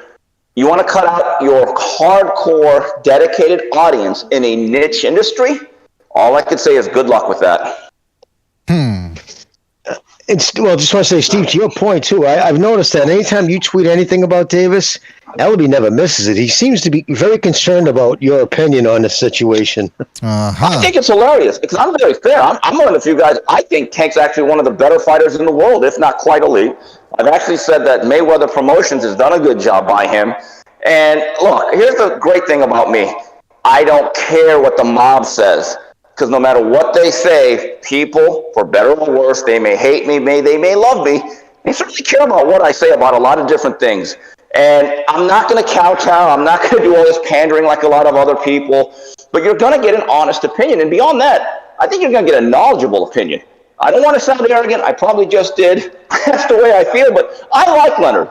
But there are times when Leonard says stuff and I'm thinking, I wouldn't have done that. Yeah, you gotta be careful. But I do think Leonard feels that he has to do it because Tank himself is not the most talkative guy. That's right. And you got to be careful when you say you like Ellerbe, because then you're probably going to send him a couple of signals, and he'll send you some pictures you don't want to receive on your phone. But Steven Schneider in the chat says, shout out to Steven for rejoining the membership program. He says, the sooner people stop giving Tank attention for doing nothing, the sooner he will be forced to man up into a real fight. Well, shout out to Steven for that comment. But the problem is, people do give him attention. He's got to, let's face it, there's a segment there of people in the United States that do want to see him fight. They do want to read his tweets. And that's why he, like Steve Kim said, he's in that lower tier of being a star in boxing. And that's undeniable there. Right, and I am interested to see I know a lot of people, including you, Jimmy, are saying now they're going to do the Pitbull rematch. And, look, it's not the worst fight in the world, but I don't know. I get the sense Pitbull did as well as he could in making it a close fight against Tank last December. And if he gives him another close, hard, tough fight, he'll probably lose again, 115, 113. There's so much activity, and I don't blame Tank. I really don't, because if the business was run correctly with some real oversight, there would be a much bigger demand or a forcefulness in saying to anybody, what about Shakur Stevenson? Or even Ryan Garcia, let's be honest about it. And everyone, look, I want to point this out. Everyone does this. Everyone can say they're going to blame PBC and Mayweather Promotions for not crossing the street. Look, I love Jaime Munguia. People know I'm a fan. What's being done to his career because the zone had to be involved in a Charlo fight, and now he's fighting some other guy that's very Golden Boy did the same thing. They all do the same thing. Yeah. That's true. It's the nature of the beast when it comes to that. Now, Steve, I don't know how long you're going to be on for, so I want to get right to some other things there. Get your opinion on some of the things that have been going on in boxing. Okay, Dave, what's his name? Benavidez. We've talked with you about that before. Got your opinion about whether he could give Canelo a good shot. And your contention is that if he's going to be standing in front of Canelo, that's going to be a prong for him. That being said, Canelo just lost, so now all of a sudden people see him as vulnerable. On top of that, Benavidez just beat the crap out of Lemieux, and for some reason that's gotten people excited. Has any of what has transpired in the last 2-3 weeks, has that changed your mind about that potential matchup, or you're still on the same train? Sort of. Guys, isn't it funny? And I'm a big Benavidez fan, but Benavidez gets more credit for beating David Lemieux in 2022 as a blown-up super middleweight than Gennady Golovkin does as in a unification bout in 2015. Anyway, I know. Stylistically, Benavidez is much easier than Bivol because of the fact Benavidez is an offensive whirlwind. He chops you up with these long flowing combinations, but he doesn't move his feet. He also, so when you throw punches, that's the sweet science. You leave openings that other people can really exploit. Bivol's style with his feet was always going to be difficult in my view because he can fence on the perimeter as well as any fighter, and he wasn't afraid of him, which I thought was big. I think Benavidez makes an argument for being the most dangerous 68-pounder in the world, but stylistically, what he does compared to Bivol is much easier for Canelo. And guys, didn't I say that last year during one of your lives? It was on a Sunday morning. I said back then, I still thought Gennady Golovkin was going to give Canelo hell. People do not understand that dynamic. There are certain guys built for one another. Yeah, because he's like Jason. He got the tough chain and the power that he's going to keep on coming. But Steve, hey, do you think that Benavidez, and you said it yourself, and this is what I believe, when have you ever seen a Mexican, especially because Mexicans are getting bigger nowadays, because before there wasn't like really a president. But when you had Julio Cesar Chavez beat Sebastian Savior, all of a sudden, the son of a king, or like Julio Cesar Chavez Sr., he's a good fighter, but that dude never let his hands go. Now I'm seeing David Benavidez, the son of a Mexican dude that was much bigger than his father, that this dude is like really releasing his hands. And that's crazy. I never seen that before. Punches and bunches. He's one of the great combination punchers in the sport. There are times that he will slap a little bit and sacrifice speed for power. Against Lemieux, though, he's very precise. Look, Lemieux tried his best. He actually had a decent first 60 to 90 seconds, but it was clear he was not going to be able to dent the armor of Benavidez. And the first good shot that it came right across his chops, it was like, this shit's over. It was what it was. But Canelo and Golovkin, I've never swayed off of it. I thought that was still one of the toughest fights, if not the toughest, for Canelo. I'm just telling you, he knows how to consistently touch him. And in the last 3 rounds of the rematch, Golovkin started to figure out, I have to layer my combinations against Canelo. It just can't be a jab, double jab, and then with an occasional right hand. He has to elongate his punch sequences. Yeah, and am I crazy for thinking or saying that Canelo's eating the jab because he don't want to really catch a right hand? So he's more. You cannot swerve everything, or you're gonna block the jab and you're gonna try to swerve the right hand and try to get into position to control your body like Canelo with them hooks to where you're in place to land. But if you're thinking about more preoccupied with the jab, then if you get hit by a right hand, because Canelo's the only guy that hasn't gone down and got knocked out. Only Lomachenko, Canelo got knocked down, but everybody else, they didn't make it to the 12 rounds. So he's always going to get touched by the jab. Because let's say Canelo got a good defense, and is he missing the jab? Triple G have a great jab. But yeah, all these wrinkles that Golovkin brings, you cannot ever go too crazy because he got the punching power. He's going to take what you're going to give him, that he's never going to be out of the fight, even as an old man. I like that fight a lot too. Can't wait. Can I add 2 cents to that too? When it comes to Triple G, huge Triple G fan. Everybody knows that. My disgust with it is 4 years after the fucking fact. You know what I mean? It was nothing out of Canelo for the first year after the fight. I don't have nothing to. He offers nothing to me. I already beat him. Yada yada yada. I don't care what the people fucking think. And all of a sudden, 4 years later, when a dude's 15, that really bothers me, Steve. That it's 4 years later. They aged him out again. There's no doubt about that. And exactly. But if Triple G, in my view, going into this fight, there's a couple things. Number one, he's going to be at super middleweight for the first time. I wonder what he looks like without the weight cut, without straining to shed off those last 2-3 rounds or pounds. And now he has some room to kind of eat full meals all the way up to the week of the fight, day of the fight, right before the weigh-in. Plenty of time to rehydrate. Here's another factor. Canelo is actually coming down in weight in a relatively short time. I know people say the natural super middleweight. You're right, but it's still a weight cut. It still matters. And I think he's catching them at the right time, given these particular circumstances. Sure. And it's a muscular weight cut. It's not like it was loose skin and flab, like when De La Hoya trimmed down those last few pounds from Sturm to Hopkins. Right. It was loose skin. It was fatty weight. It may have been energy and potential carbs, but it wasn't lean, fit muscle, which is the case in Canelo. And it's well said, Steve. We've talked about this weight cuts in different scenarios before, and without Triple G having to starve himself down and cut off muscle, like you're stating, and Canelo will. That is a factor that needs to be taken in consideration. Mm-hmm.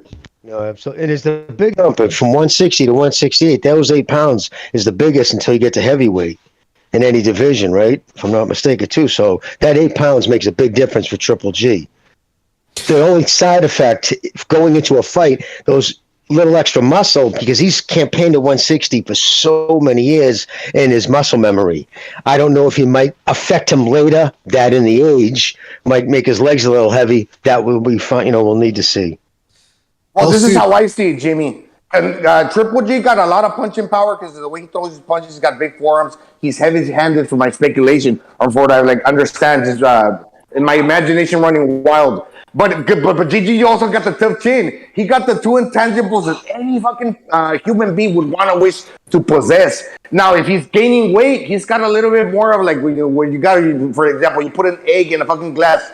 That extra water to where he's protected. He already got that tough chin. That we could probably even potentially take a punch a lot better when he already has a fucking iron chin that has never been broken. So at the same time, he might give a little bit in power, but he's also longer limbed that he can still throw with the a lot of mean intent and the same leverage because he's still a power puncher, but he's also gaining that ability to be more because a lot of times they say, when the fighter dehydrates, that's when it's dangerous. Like that Mexican girl, Yala, who cut down and was in the hospital. Hey, but can I ask Steve? But that's basically what I'm saying. Well, Steve, let me ask you that about from a PR perspective, because we already got people like Barry Wilson in the chat saying, I wonder what your racist tacos who don't know shit about boxing are going to be saying once old man Gennady Golovkin whoops that ass. Now, that's my thing, Steve. There's already people saying, well, Golovkin's 40 years old. If Canelo looks bad against him, it's going to be a bad matchup. But there's not exactly a line of people knocking on Triple G's doors. But if Canelo looks bad against Triple G, the way I'm expecting it, that's going to come off the heels of a loss against Bivol and then a tough fight against Triple G. Do you think people are going to start the whole Canelo's done, Canelo's shot, he's past his peak? They might, but I have a question. If Golovkin was fighting Jermall Charlo, would they consider him old? Oh. That's what Ring IQ asked. The other thing is, why is it okay for Errol Spence to fight a 42-year-old Manny Pacquiao then? I didn't see all these protests last summer. And by the way, I like that fight too. I mean, again, it's the double standard, no standard. And people that don't like the fight, I'm going to give you some advice. Don't watch it. No one is forcing you to watch it. It's football season. Yeah, don't watch. There's actually a Mike playing Texas A&M. I'm going to have both screens out. I'll probably be ringside and watching the game. I was hoping to go to College Station. Watch that game. Save yourself the aggravation. If you don't like the fight, you don't have to watch it. Because you got a Nonito Donaire who's facing a Noe Inui, and that was a great fight. But Inui and the Canelo fights were good too. So there's a precedent for the two fights. Why are you interested in watching Nonito Donaire, who's 39, against Inui, who's 29, and comparable with the disparity in the age between those two guys, between Canelo and GGG, is basically the same. And there's a precedent, like I mentioned, that fight was good. Expect this, the rubber match, to be that good as well, if not even better. Because if you want to use that narrative, the smaller guys will age quicker. But we want to watch that fight. I do. There was the fight of the 2 years ago. Inui and Triple G and Canelo might have been the one before or after. I can't recall. But they were great fights. That's right, man. That's right. And by the way, judging by the reaction online, I think it was on Tuesday where the fight was announced, and I had some fun on Twitter with that. People are excited by it. That fight's going to do very well for the zone. And for all those people that are these online sources who always have these pay-per-view numbers for certain companies but not others, this and that, if you actually look at the interest that is created by that fight early on, and I've talked to ticket brokers, you know who it is, Jim Bone, he thinks it's going to be huge, talking to other people, I don't know where the fight's going to be at yet, even now. That thing, once again, is going to be the largest pay-per-view event of the year, short of Jake Paul fighting Mike Tyson in a steel cage match or Anthony Joshua Usyk fighting Tyson Fury. I expect that fight to do right around $1 million buys, just as the other first two fights did back in 2017 and 18. So you can scream, cry, whine all you want. Go ahead, like what you want, but the public is backing Golovkin Canelo 3. Yes, sir. And so what is like these complainers? Are those like the shadow people in the movie Ghost that they fucking get that dude and take him to hell? It's like you get this fucking people in the YouTube community. Let me take a step back. It's for the clock. They're fucking haters and they come in numbers. Is it the negative energy in the world? So at the end of the day, there's more good people, but here we got them in bunches. Yeah, I mean, it's really interesting how this works, the whole dynamic of it. And there are certain people that try to placate and try to say certain things to pander, to be, hey, I want to be friendly with everyone. You know, if you're honest, you're going to piss off people. And that's simply the fact of the matter. Look, I actually think Crawford Spence is a better pure fight because the guys are younger. They're 32 and 34. I think, if I'm not mistaken, guys, Crawford turns 35 in early September. I could be wrong. You may want to look that up. That's a better pure fight because of the age. And pound for pound, many people have both of them in the top half dozen. But as of right now, that fight is not signed. Golovkin Canelo is. And so it's interesting. There's a certain segment of boxing fans that always tell you to support boxing no matter what. Those are the same people not supporting boxing when it comes to matchroom fights. I've always found that interesting. No, they celebrate. They celebrate when they heard that DAZN was going out of business. Remember? Yeah, they sure did. By the way, shout out to Texas Bulldog Boxing for his contribution with the super chat. He says, "Difference is Manny beat Keith. Canelo picked Triple G to duck Bivol." All right, shout out to Texas Bulldog. But how do you duck a guy that you just fought? I mean, it's why is there a need? Why is there an obligation for Canelo to rematch Bivol? That's what I don't understand. That was never in the contract to begin with. Yeah, and by the way, Pacquiao hadn't fought since 2019, I believe. Right. I mean, are we just going to forget about that, the layoff? Look, again, if you have a problem with Canelo Golovkin 3, don't watch it. Me personally, I can't wait to be ringside for that. I'm excited. If you're not excited, that's your problem. Yeah. I'm sorry, Steve Kim. Revenge is the best dish served cold. He wants to get to Canelo because of what happened to him. I thought he lost a close. It was a great fight. I'm not saying that it wasn't, but in the end of the day, he got denied Hopkins and the whole 20 defenses to break 21 with the tie in the first fight before the rematch, and now with the rubber match, he's got a lot to prove. And this is a badass fight. I'm excited too. For the record, though, he does hold a number of defenses. Golovkin does, but I think, again, those early WBA kind of sort of regular, not really the real champ. I don't know. I think that's... But at the same time... Right, but 19 is the record. 19 is the record. No contest doesn't count. Yeah, and the other thing is, look, Golovkin, like Hagler, they should have a lot more title defenses if boxing was a real sport. But let's face it, they were avoided for at least 2 to 3 years. And especially with Hagler in an era where guys fought a lot more, if he would have been given his shot at a title, let's say around 77, 78-ish, he'd be close to about 25, 30 title defenses. His one is actually underrated to a certain degree. Oh, not on this channel. We're well aware of that and speak it often. Right, Jimmy? Hey, but speaking of, listen, I hate to bring this up, man. I hate to bring this up. Spence Crawford. I was last week or 2 weeks ago. There was plenty of titles around saying Spence Crawford 2/3 done, 2/3 done. Is there any truth to that, Steve, or is it just more? Okay, I got excited when I saw that headline, but when you actually watch the interview, Steven Espinoza, the head of Showtime Sports, and it looks like they believe they're going to get the fight because Fox.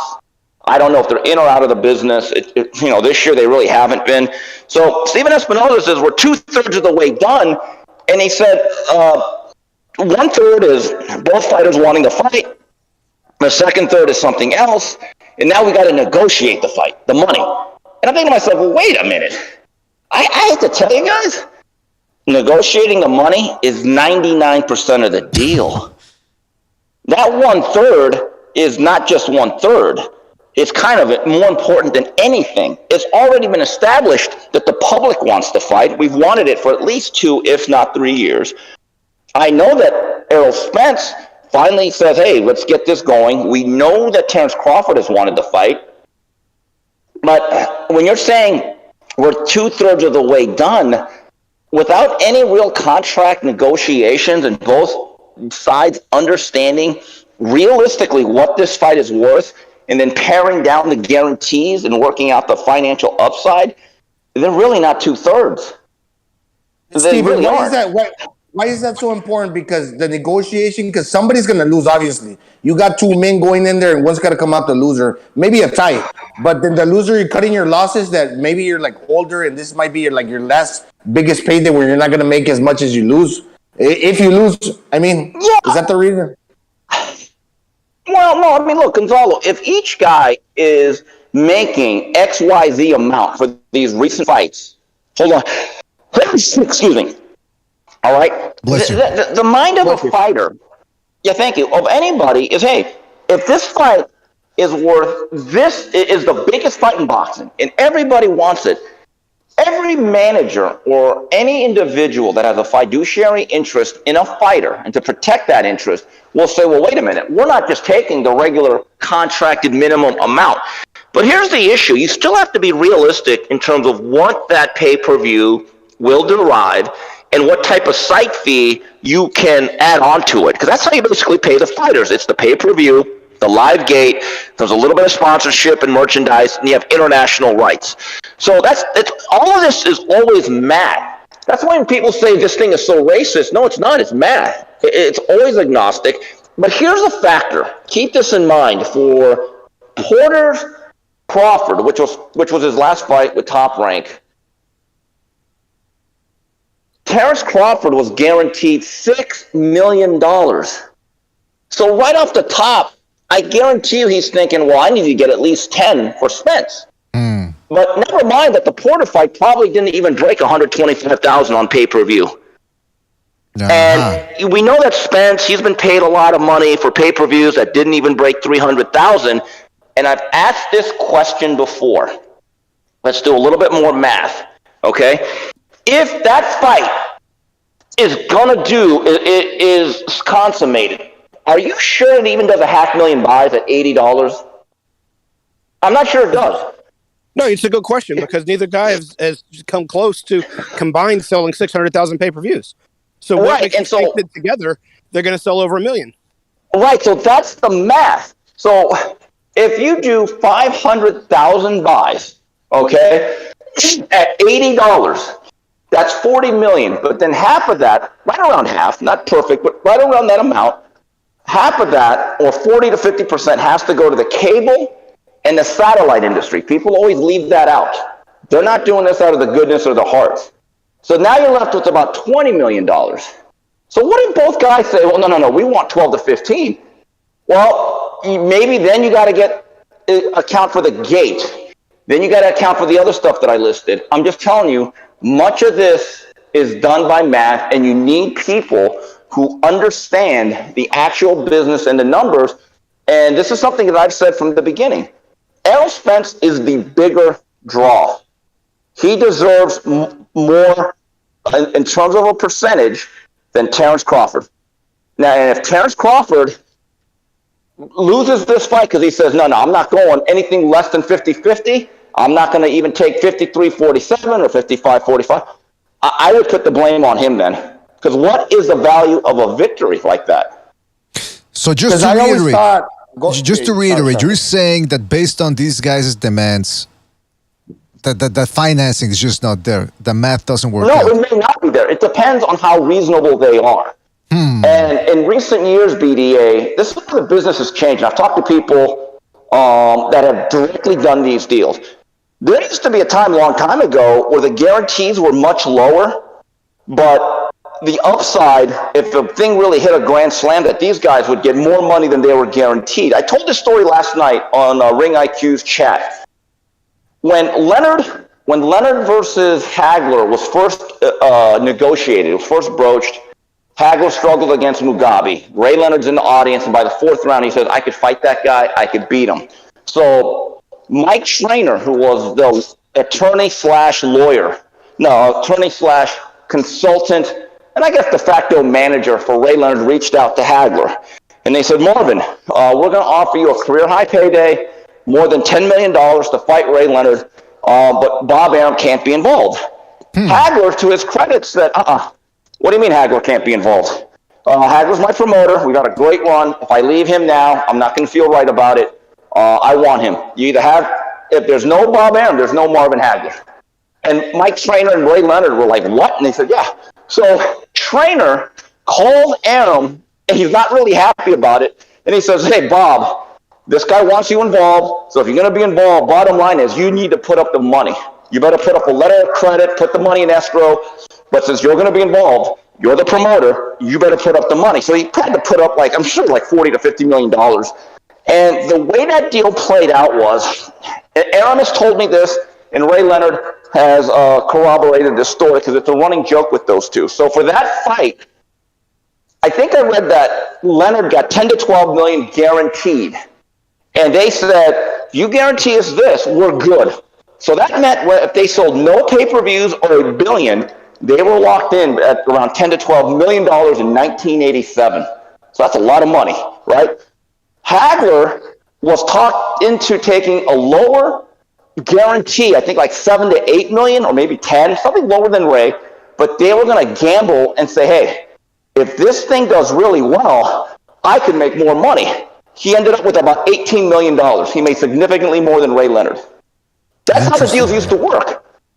And Steve, why is that so important nowadays? Because I know that these guys are not scared to fight each other because they take punches for a living. But in the sense, if one guy loses, his next payday is not going to be as high because they're not thinking about losing, especially if you're risking the O. So basically, what they're doing is that they're fighting each other, and if one guy comes out the loser, he's going to be okay with that, right? He's going to not feel too downtrodden and oh man, I lost. Maybe I could retire, but then I'm securing my future to it. Well, at the end of the day, it's okay because this is a tough fight, and I don't know if either guy knows who's going to win. They're going in with a winning mentality, but what do you think, Steve? Well, it's a security tip. Gonzalez, one of the things that has happened in boxing, and starting really, I'd say the last generation, most fighters have a guaranteed minimum on their contracts. Let's say it's XYZ fighter with ABC promoter. at a certain level, they're all guaranteed a certain amount of fights with a certain minimum, which means no matter who they fight, if they get that approved by the network, they're getting an X amount. And sometimes it's an exorbitant amount. And let's go back to 2018 when the zone came in and was trying to sign everybody.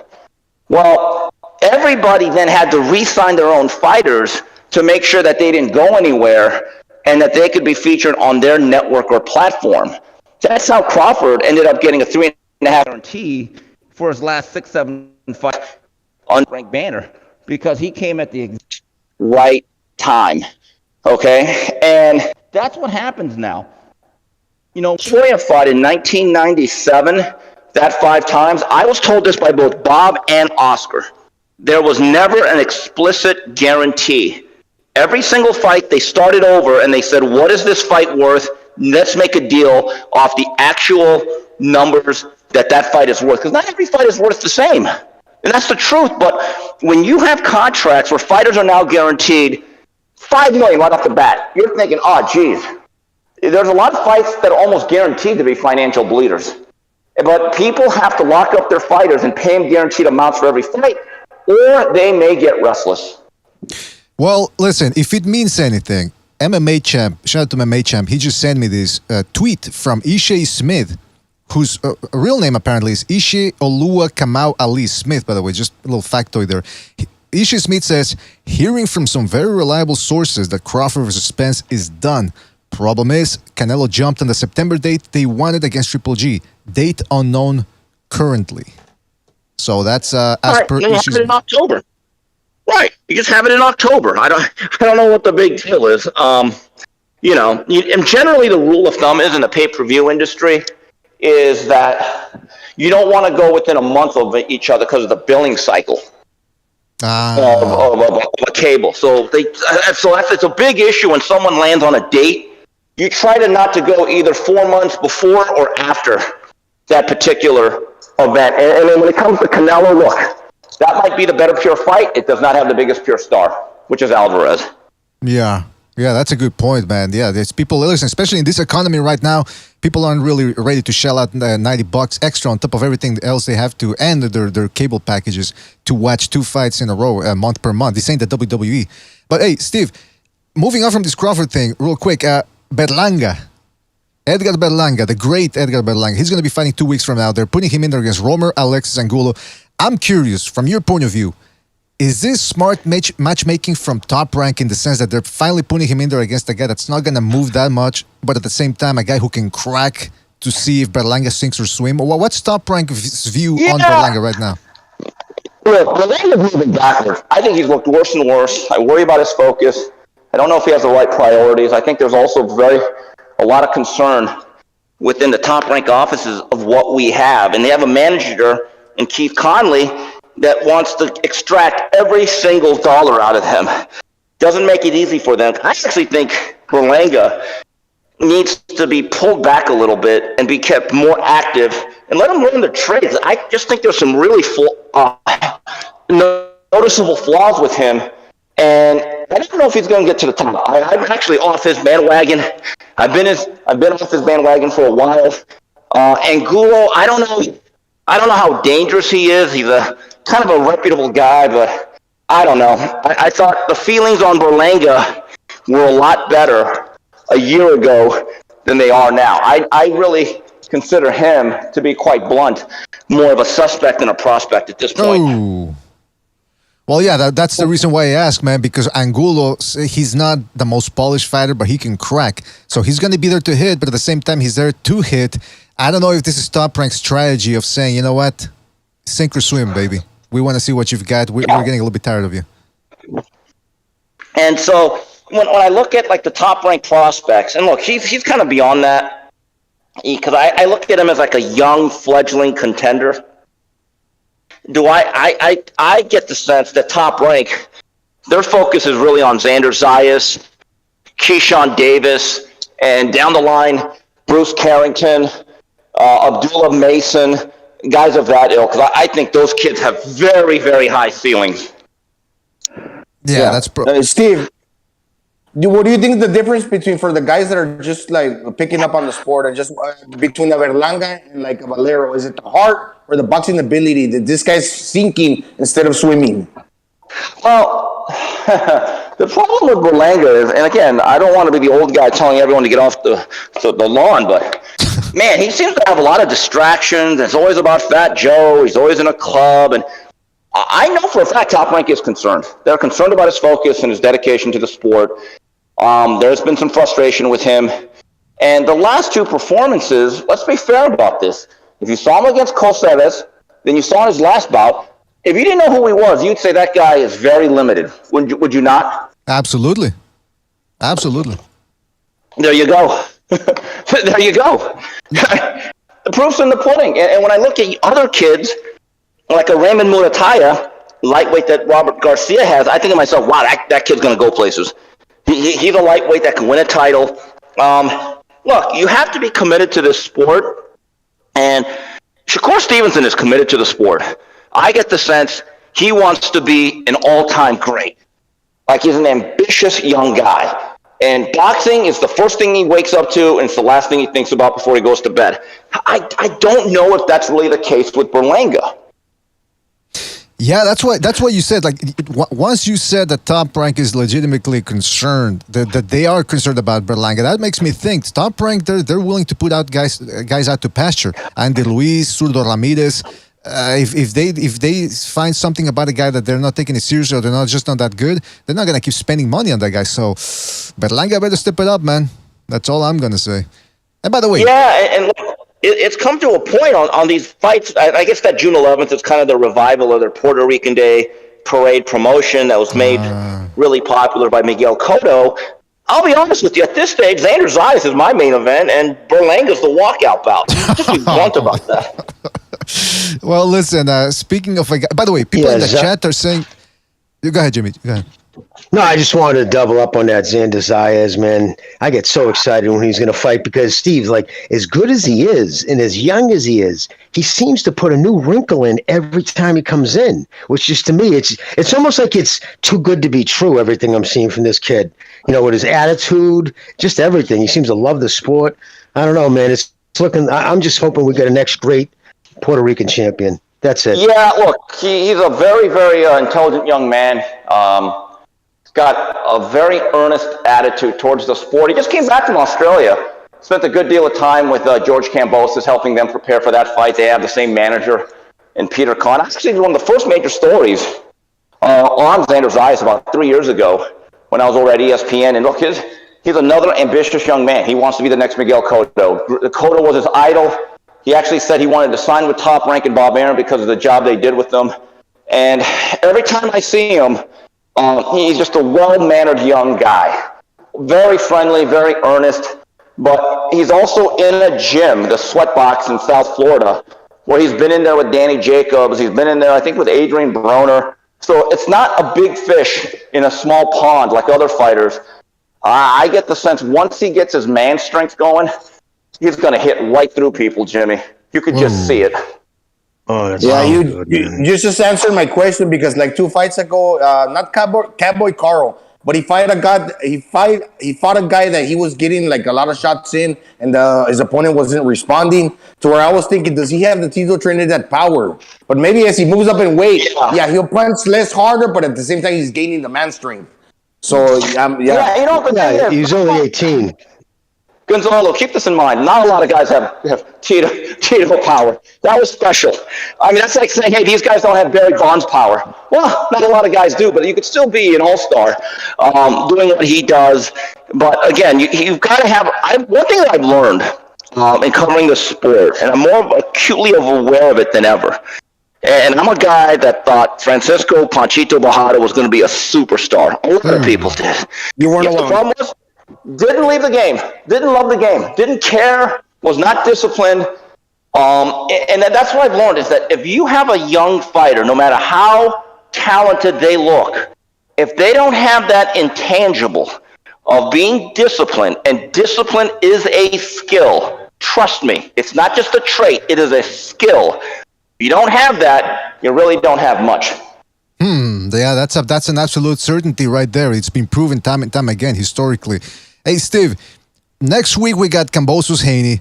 I'm curious to hear what you got to say about that fight. I don't want you giving away all your gold here on this show, but I do have to ask you, man, this whole thing about Bill Haney not being allowed in Australia, how did they not see this coming if they already knew he had some sort of a blemish on his record?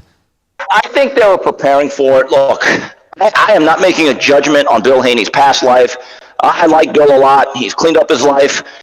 He's a good individual. He's done a great job in raising Devin. I think they had to realize or had the realization that this could be a factor, that other countries, they have stricter immigration laws or means of transport into their borders than maybe the United States. I think they were prepared for it.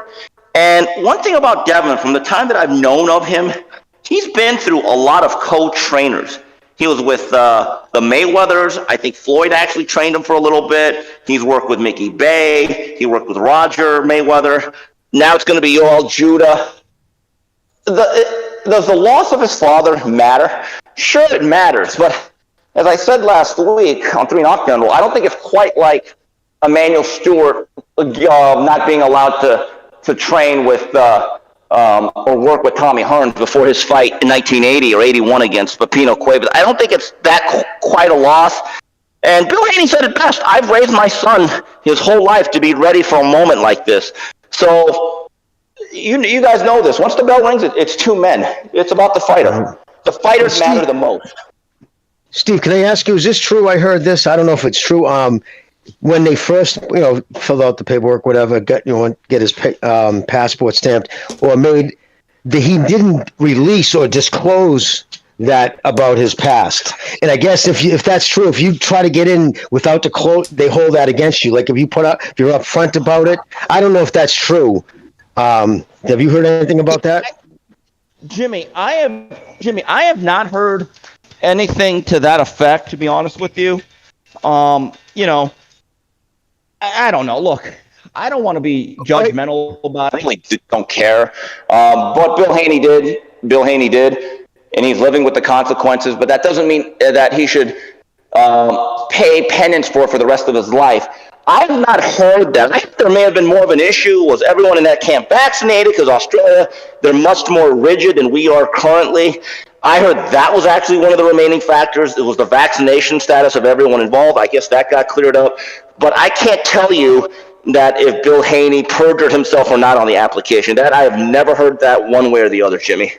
All right. Because I do know somebody personally who went to Australia and he did federal time for selling ecstasy back in the day. Oh. And so I don't know if that, I haven't got the chance to talk to him, what he had to do, if there was anything, but it was just, and then somebody was saying, in conversation that it was probably, he didn't announce it, put out that information. If they find that and they happen to go through your shit and they catch you on that, they really hold the screws to you.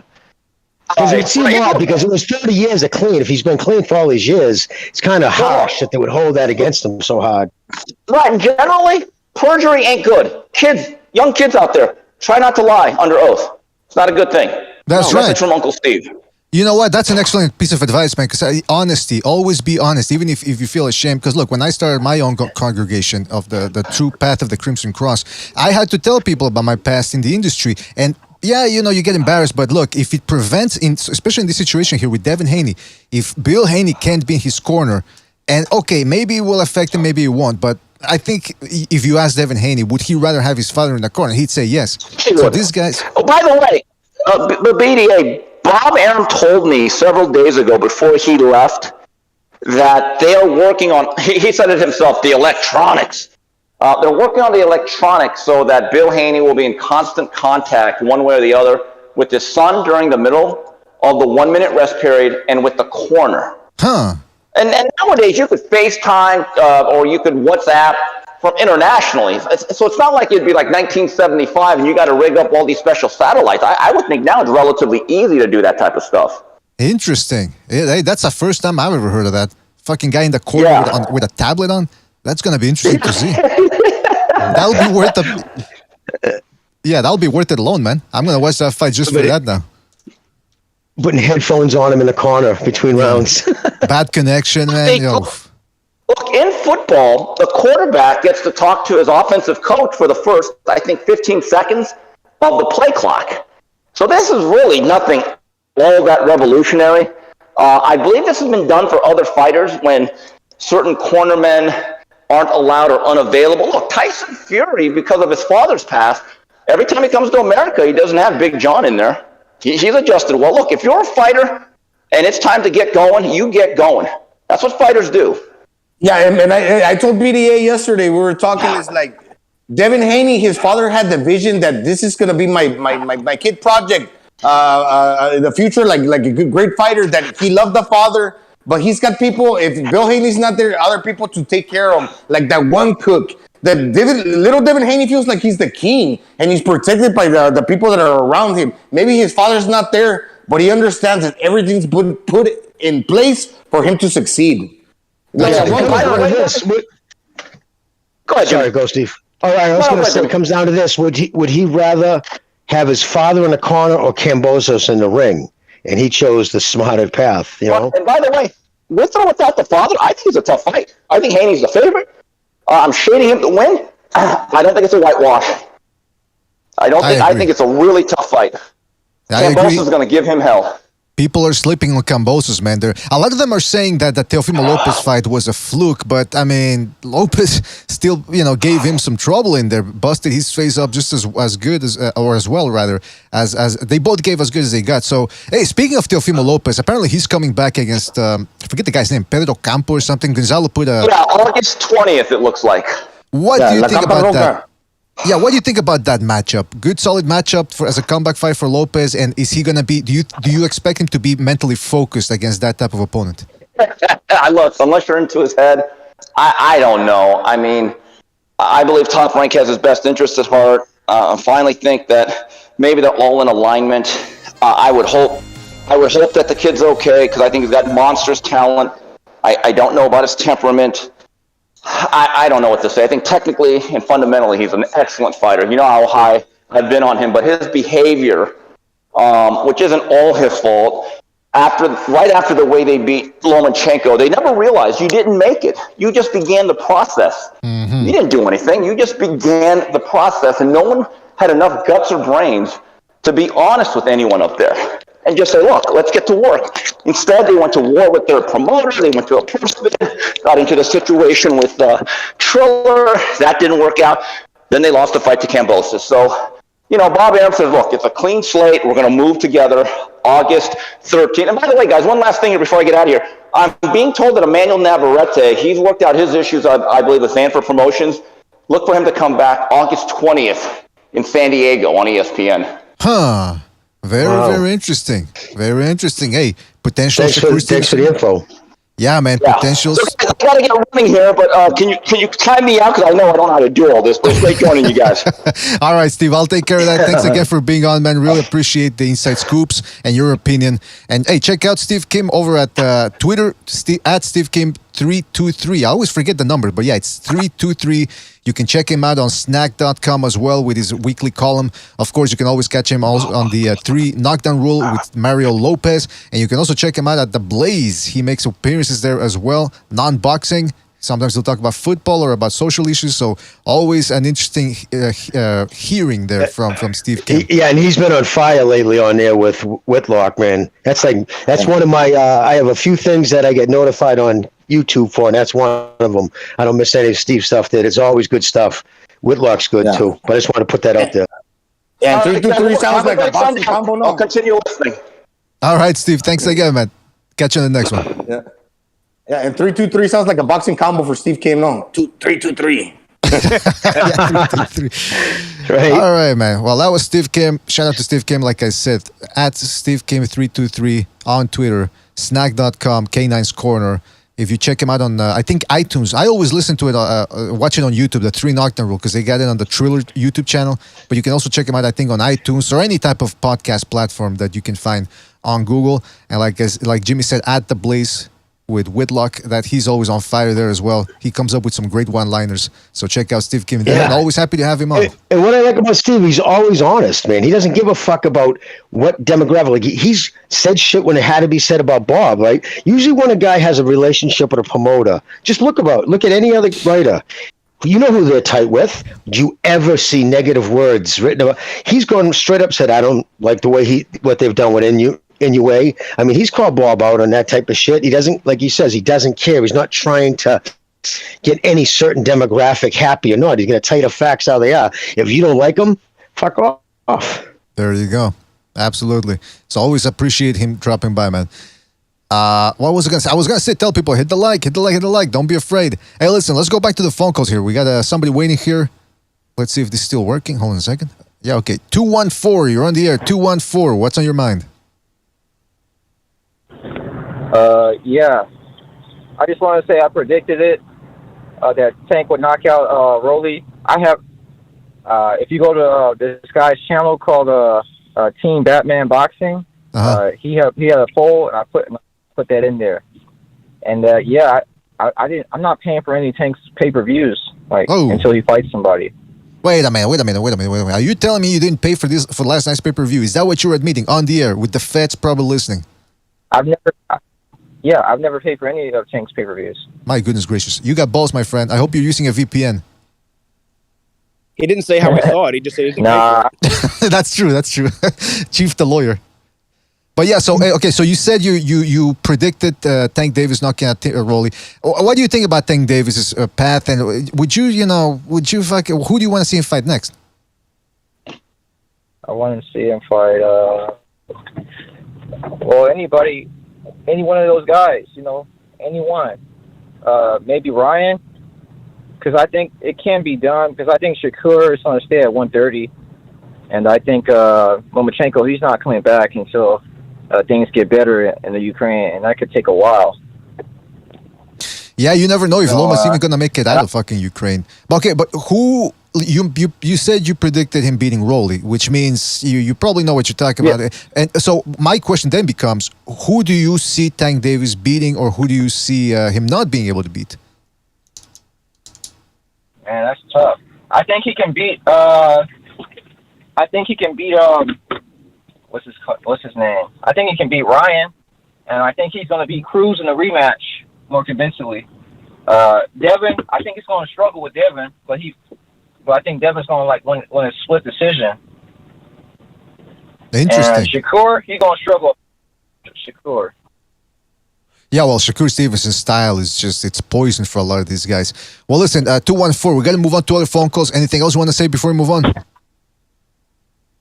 Yeah, that they're not promoting the Devin Haney Kambosos fight right top rank. I think they should have done more. Yeah, man. Well, I mean, I've been seeing a couple of posts, but you're right, man. It's a lot of these people, and they don't know how to promote that well anymore. Promoting for them is just a couple of press conferences. Yeah, go ahead, Jimmy. Go ahead. Well, with Top Rank and Haney right now, this is their first time together, and they look at his numbers, right? They know where this fight's going to be. It's going to be making its money in Australia. So sometimes it's like you start promoting, let's be honest, outside of boxing, a total unknown. There's only so much money you want to sink into something until you see what you're going to get back. Because they put up some good money to get this fight going on Australia. So interesting. I'm curious because I did notice that myself, that they haven't been promoting it as much as you would think. Yeah, I think that just my last thing I say. I think that George wanted to fight someone else other than Devin Haney, in my opinion. Because whenever they try to maximize he's getting ridiculous amounts of money for this fight, like $10 million. I'm not trying to say he's not worth anything, but man, that's a lot of money. Yeah, man, it's difficult to know if that's the case because they are fighting right now, and we're looking forward to it, man. And listen, 214, good calls. Good call, excellent points. Call back next time, right, man? All right, take it easy, man. Thanks for calling in.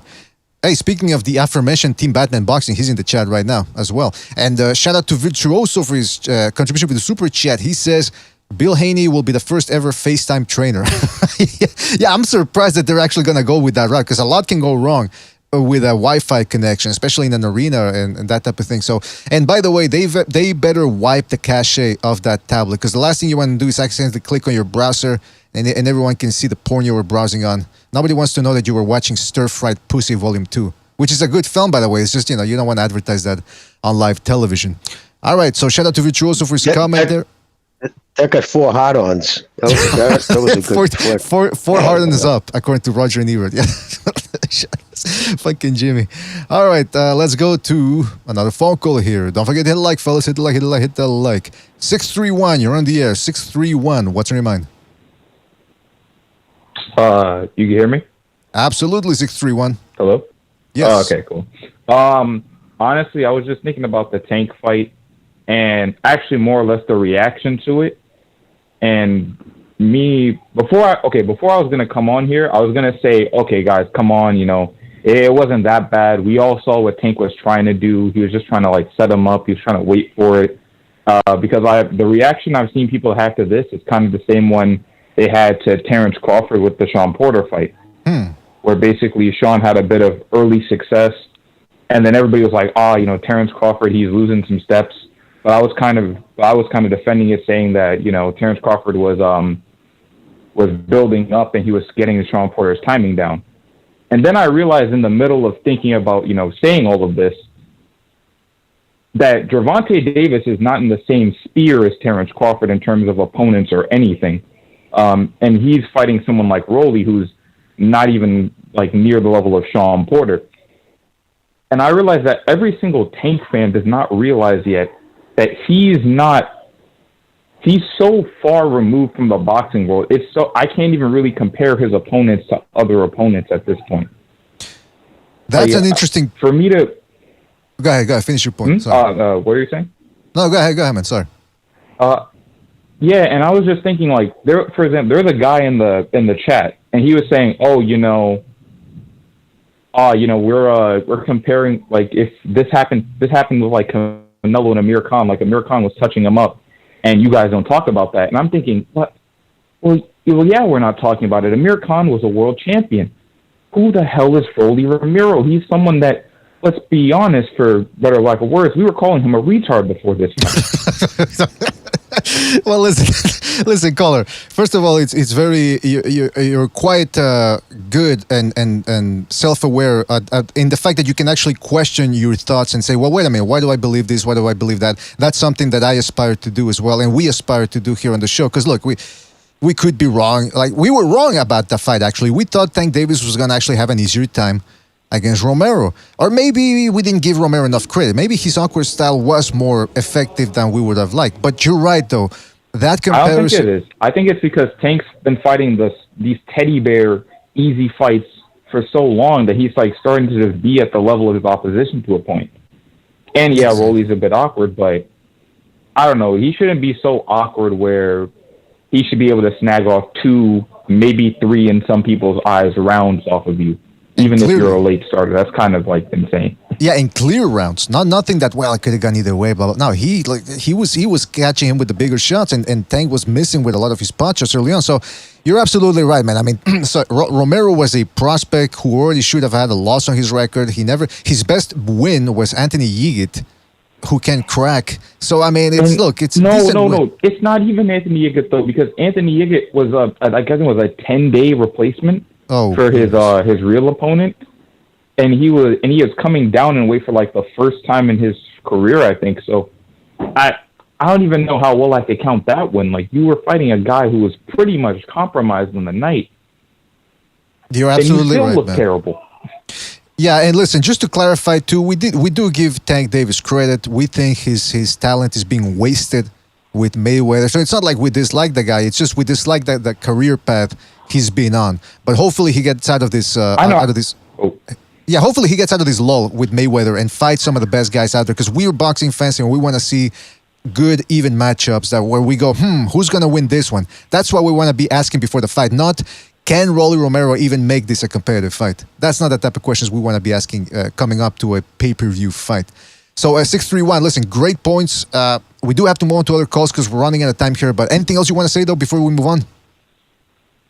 Oh yeah, because I'm pretty sure there's a couple of them that are gonna say it now, and they're probably typing with their furious fingers in the chat as I'm saying this. But I have nothing against Tank. I think he's a good fighter. I just think that he has never fought anyone that justifies the hype around him. Like calling him a pound for pound fighter is just ridiculous. All right, bye. All right, 631. Good call. Call back next time. Sensible points right there. Sensible points. All right, take it easy, man. All right, let's go. Don't forget to hit the like, fellas. Hit the like. Really helps us out, man. Let's go to 301. Hold on a second. It's loading up. 301. You're on the air. 301. What's on your mind? Hey, what's up, guys? BDA, Bucho, Gonzalo, Jimmy, Chief. How y'all doing? Doing fantastic. Hope you're doing sensational as well, man. What's up? Yeah, man. It's kind of weird. I caught this fight like as I was going to bed because I had no interest in it. I just wanted to kind of have a bit of I guess introspection that this sport, it delivers even when it doesn't. Like this was a total irrelevant matchup, but it was still entertaining to watch. Two special talents, a special talent in Davis and a special ed in Romero go at it. It reminded me of like those like midget fights, like some kind of freak show. Oh, Jesus. I think I think Davis he had a lot of trouble there. He couldn't like land his jab. I think what was going on was like the resonance pitch of Rolly's exhale. That sound he makes? Yeah. It was like vibrating his eardrums, discombobulating him. I'm sure that's what was going on. Because, man, Tank was like shit. Honestly, like he couldn't land like any consistent work. I thought he went down like multiple levels. Like his physique. I don't know if you noticed this. Jimmy's been harping on the whole alcohol train for a while, and it looks to be ever more true. It looks like he's lost like 10 pounds of muscle mass in the last like year. I don't know what the hell is going on there in that camp, but I can't believe he struggled so much with that guy, but it was still kind of fun to watch. Like I didn't care who won. Like I knew there was going to be some kind of ridiculous knockout. And hey, but he knocked him out, bro. But he knocked him out, bro. Why you hating, bro? I mean, I'm just hating. Speaking of hating, I have a point of order to Steve Kim. He called in talking about the math, and saying how it's just unbiased, unracist math. Well, I tell you what, the math is an instrument of white supremacy. That's right. It's there to keep people down. That's why the math test scores are so divergent amongst the races. What we need, BDA, is Ta-Nehisi Coates' Eldritch truth.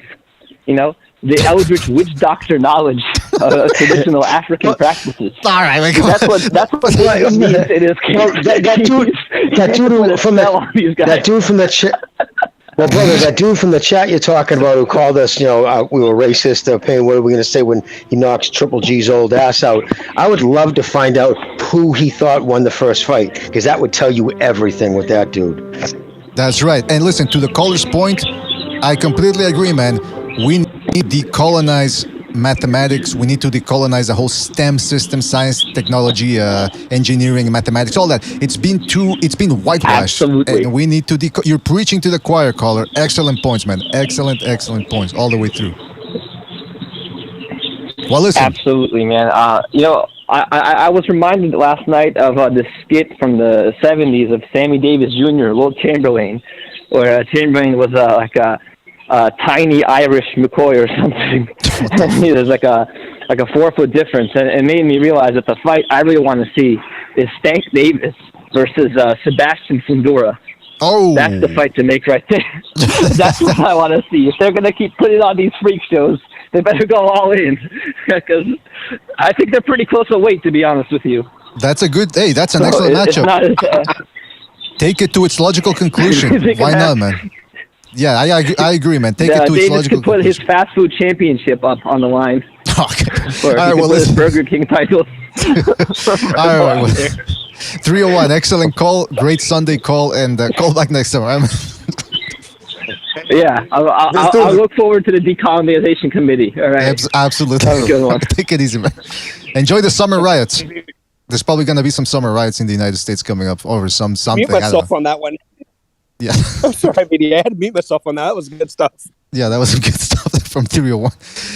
El Pinche Punch says you got to legalize Ebonics. Yeah, we're going to get to that, man. We're going to get to all of that. All right, listen. This was on fire. Like the guy that said in the call prior, Tank Davis keeps fighting these teddy bear of matchups. Teddy bear matchups. All right, let's go to another phone call here. Let's go to 608. 608, you're on the air. 608, what's on your mind? Oh, am I on the air? That's right, 608. What's up? God, it's like I don't think Tank will ever fight like Loma or Haney or Kambosos because he's on. People praise him and he makes a lot of money and he fights bums like this. Oh. Well, I mean, come on. At least he knocked him out, though. Rolly isn't a poor man's Mayorga. He's a homeless man's Mayorga. Okay, come on. He certainly sounds like a lot of homeless people I meet, but I mean, come on. Caller, at least he knocked him out, though. You got to give him that. At least he knocked him out. No, I know. No, but I mean, I seriously didn't even watch. I knew what was going to happen. I'm surprised he had that much trouble with the guy.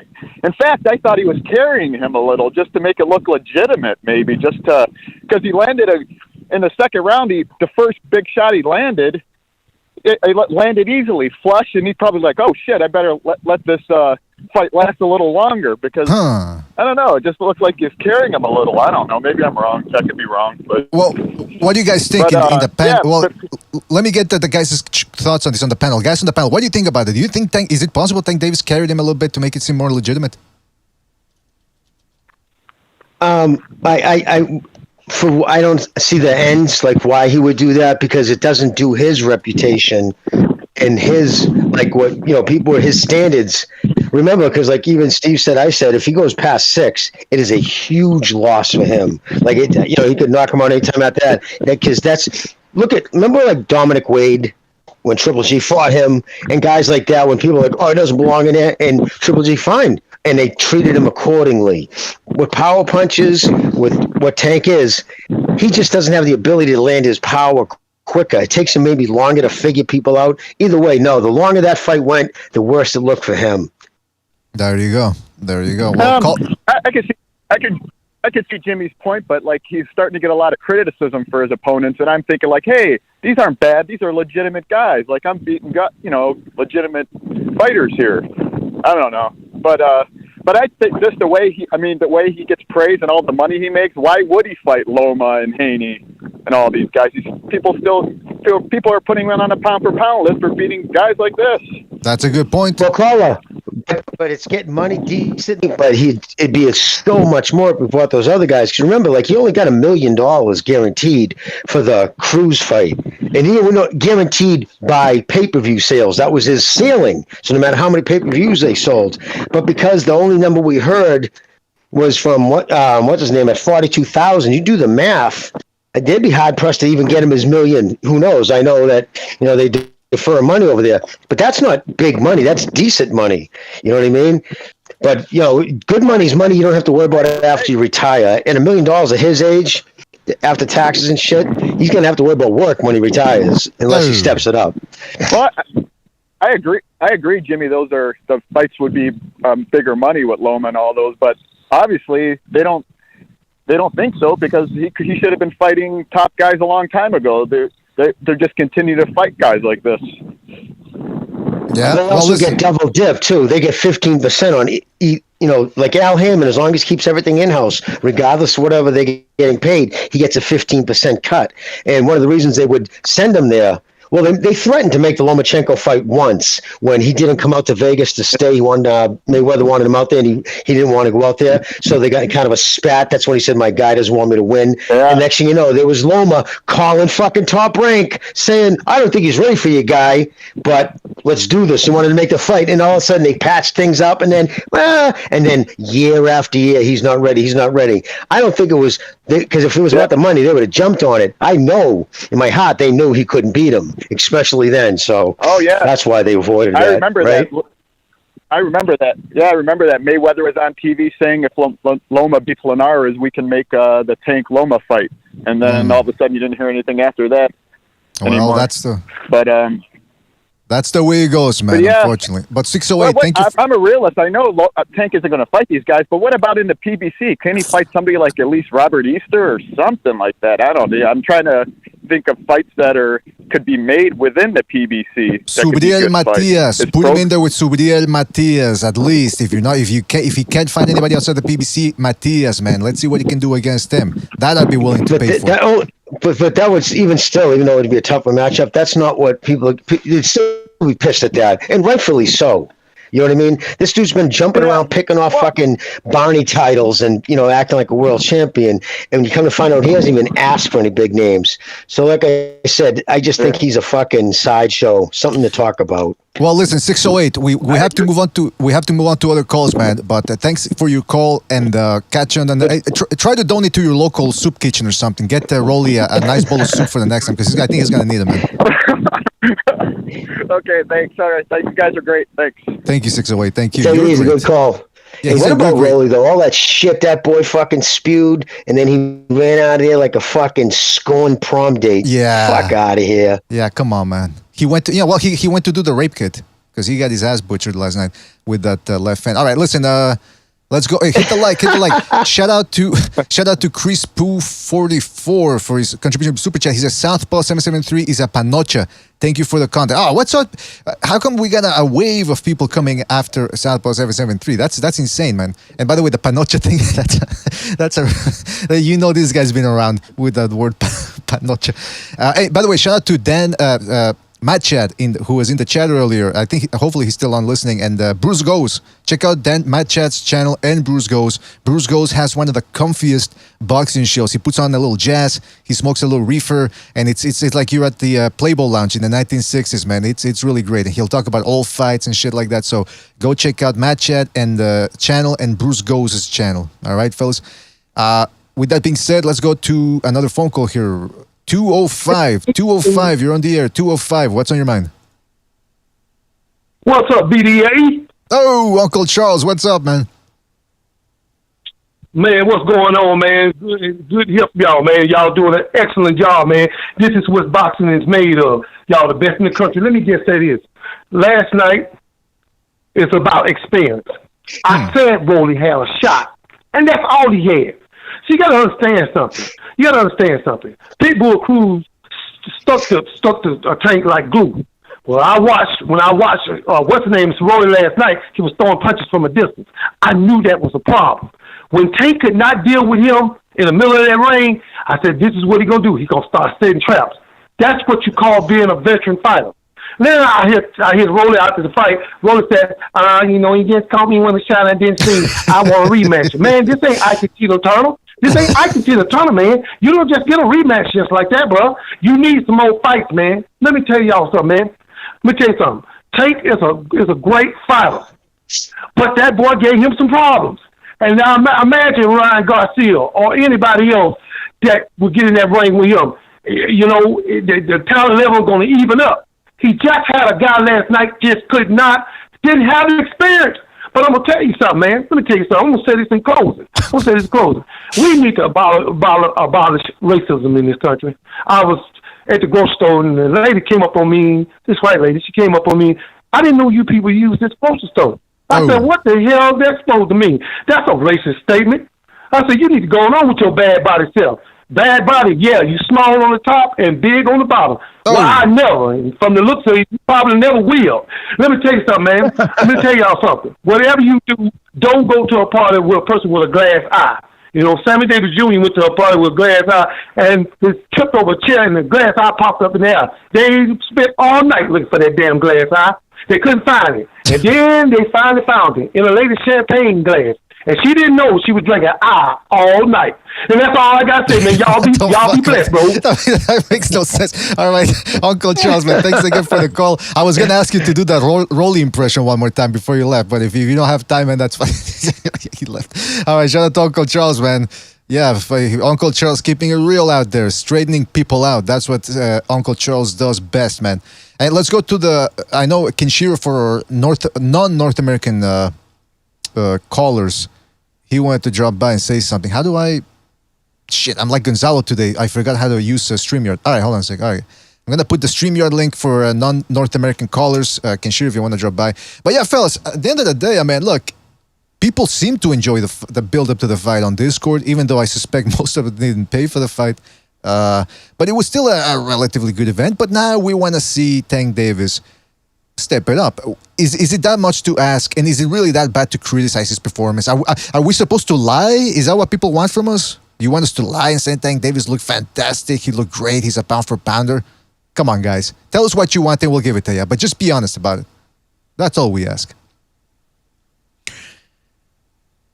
Did I put the... Yeah, okay, I put the StreamYard link. So what do you guys... Yeah, the panelists, I'm asking you guys, what do you think? Should we lie to the people and withhold our criticism?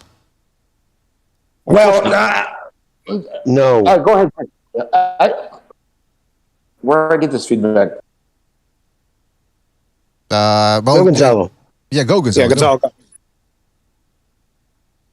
No, okay, yeah. Style makes fights, but he's kind of showing a pattern that he's throwing one shot at a time. I know I understood that you, like I said, like for the third time, and boxing is redundant. You want to lure that dude into a false sense of security. He's stepping forward. You set the track. Bam! You put the, like I said, Mikey versus Dijon Slatichin, and I pretty much got that right, man. Now I'm proud of myself. But going forward, it's not about me. It's about Tank Davis. What are you doing to adapt to the different opponents? And now everybody's going to be like a limited fighter, even when they're trying to play him up to be better than what he really is. When you start facing the tough competition, how are you going to adapt and how are you going to overcome? Because you already got it tough based on your physical dimensions. That's right. That's a good point. That's an excellent point right there, Gonzalo. And look, listen, we try to keep it real. We're going to be biased every once in a while. Listen, everyone's biased, but we try to keep it real, and we're not going after anybody. Let's go to StreamYard here. We've got Kenshiro dropping by. Kenshiro, can you hear me? Yeah, I can hear you, gentlemen. Can you hear me? Yeah, absolutely, man. What's up? Thank you for dropping by, by the way. Oh, no, no, thank you for having me. I mean, obviously, you know, congrats to Tank for obviously winning. Even congrats equal-wise to leaving Floyd Mayweather. I mean, I heard Floyd bet against him.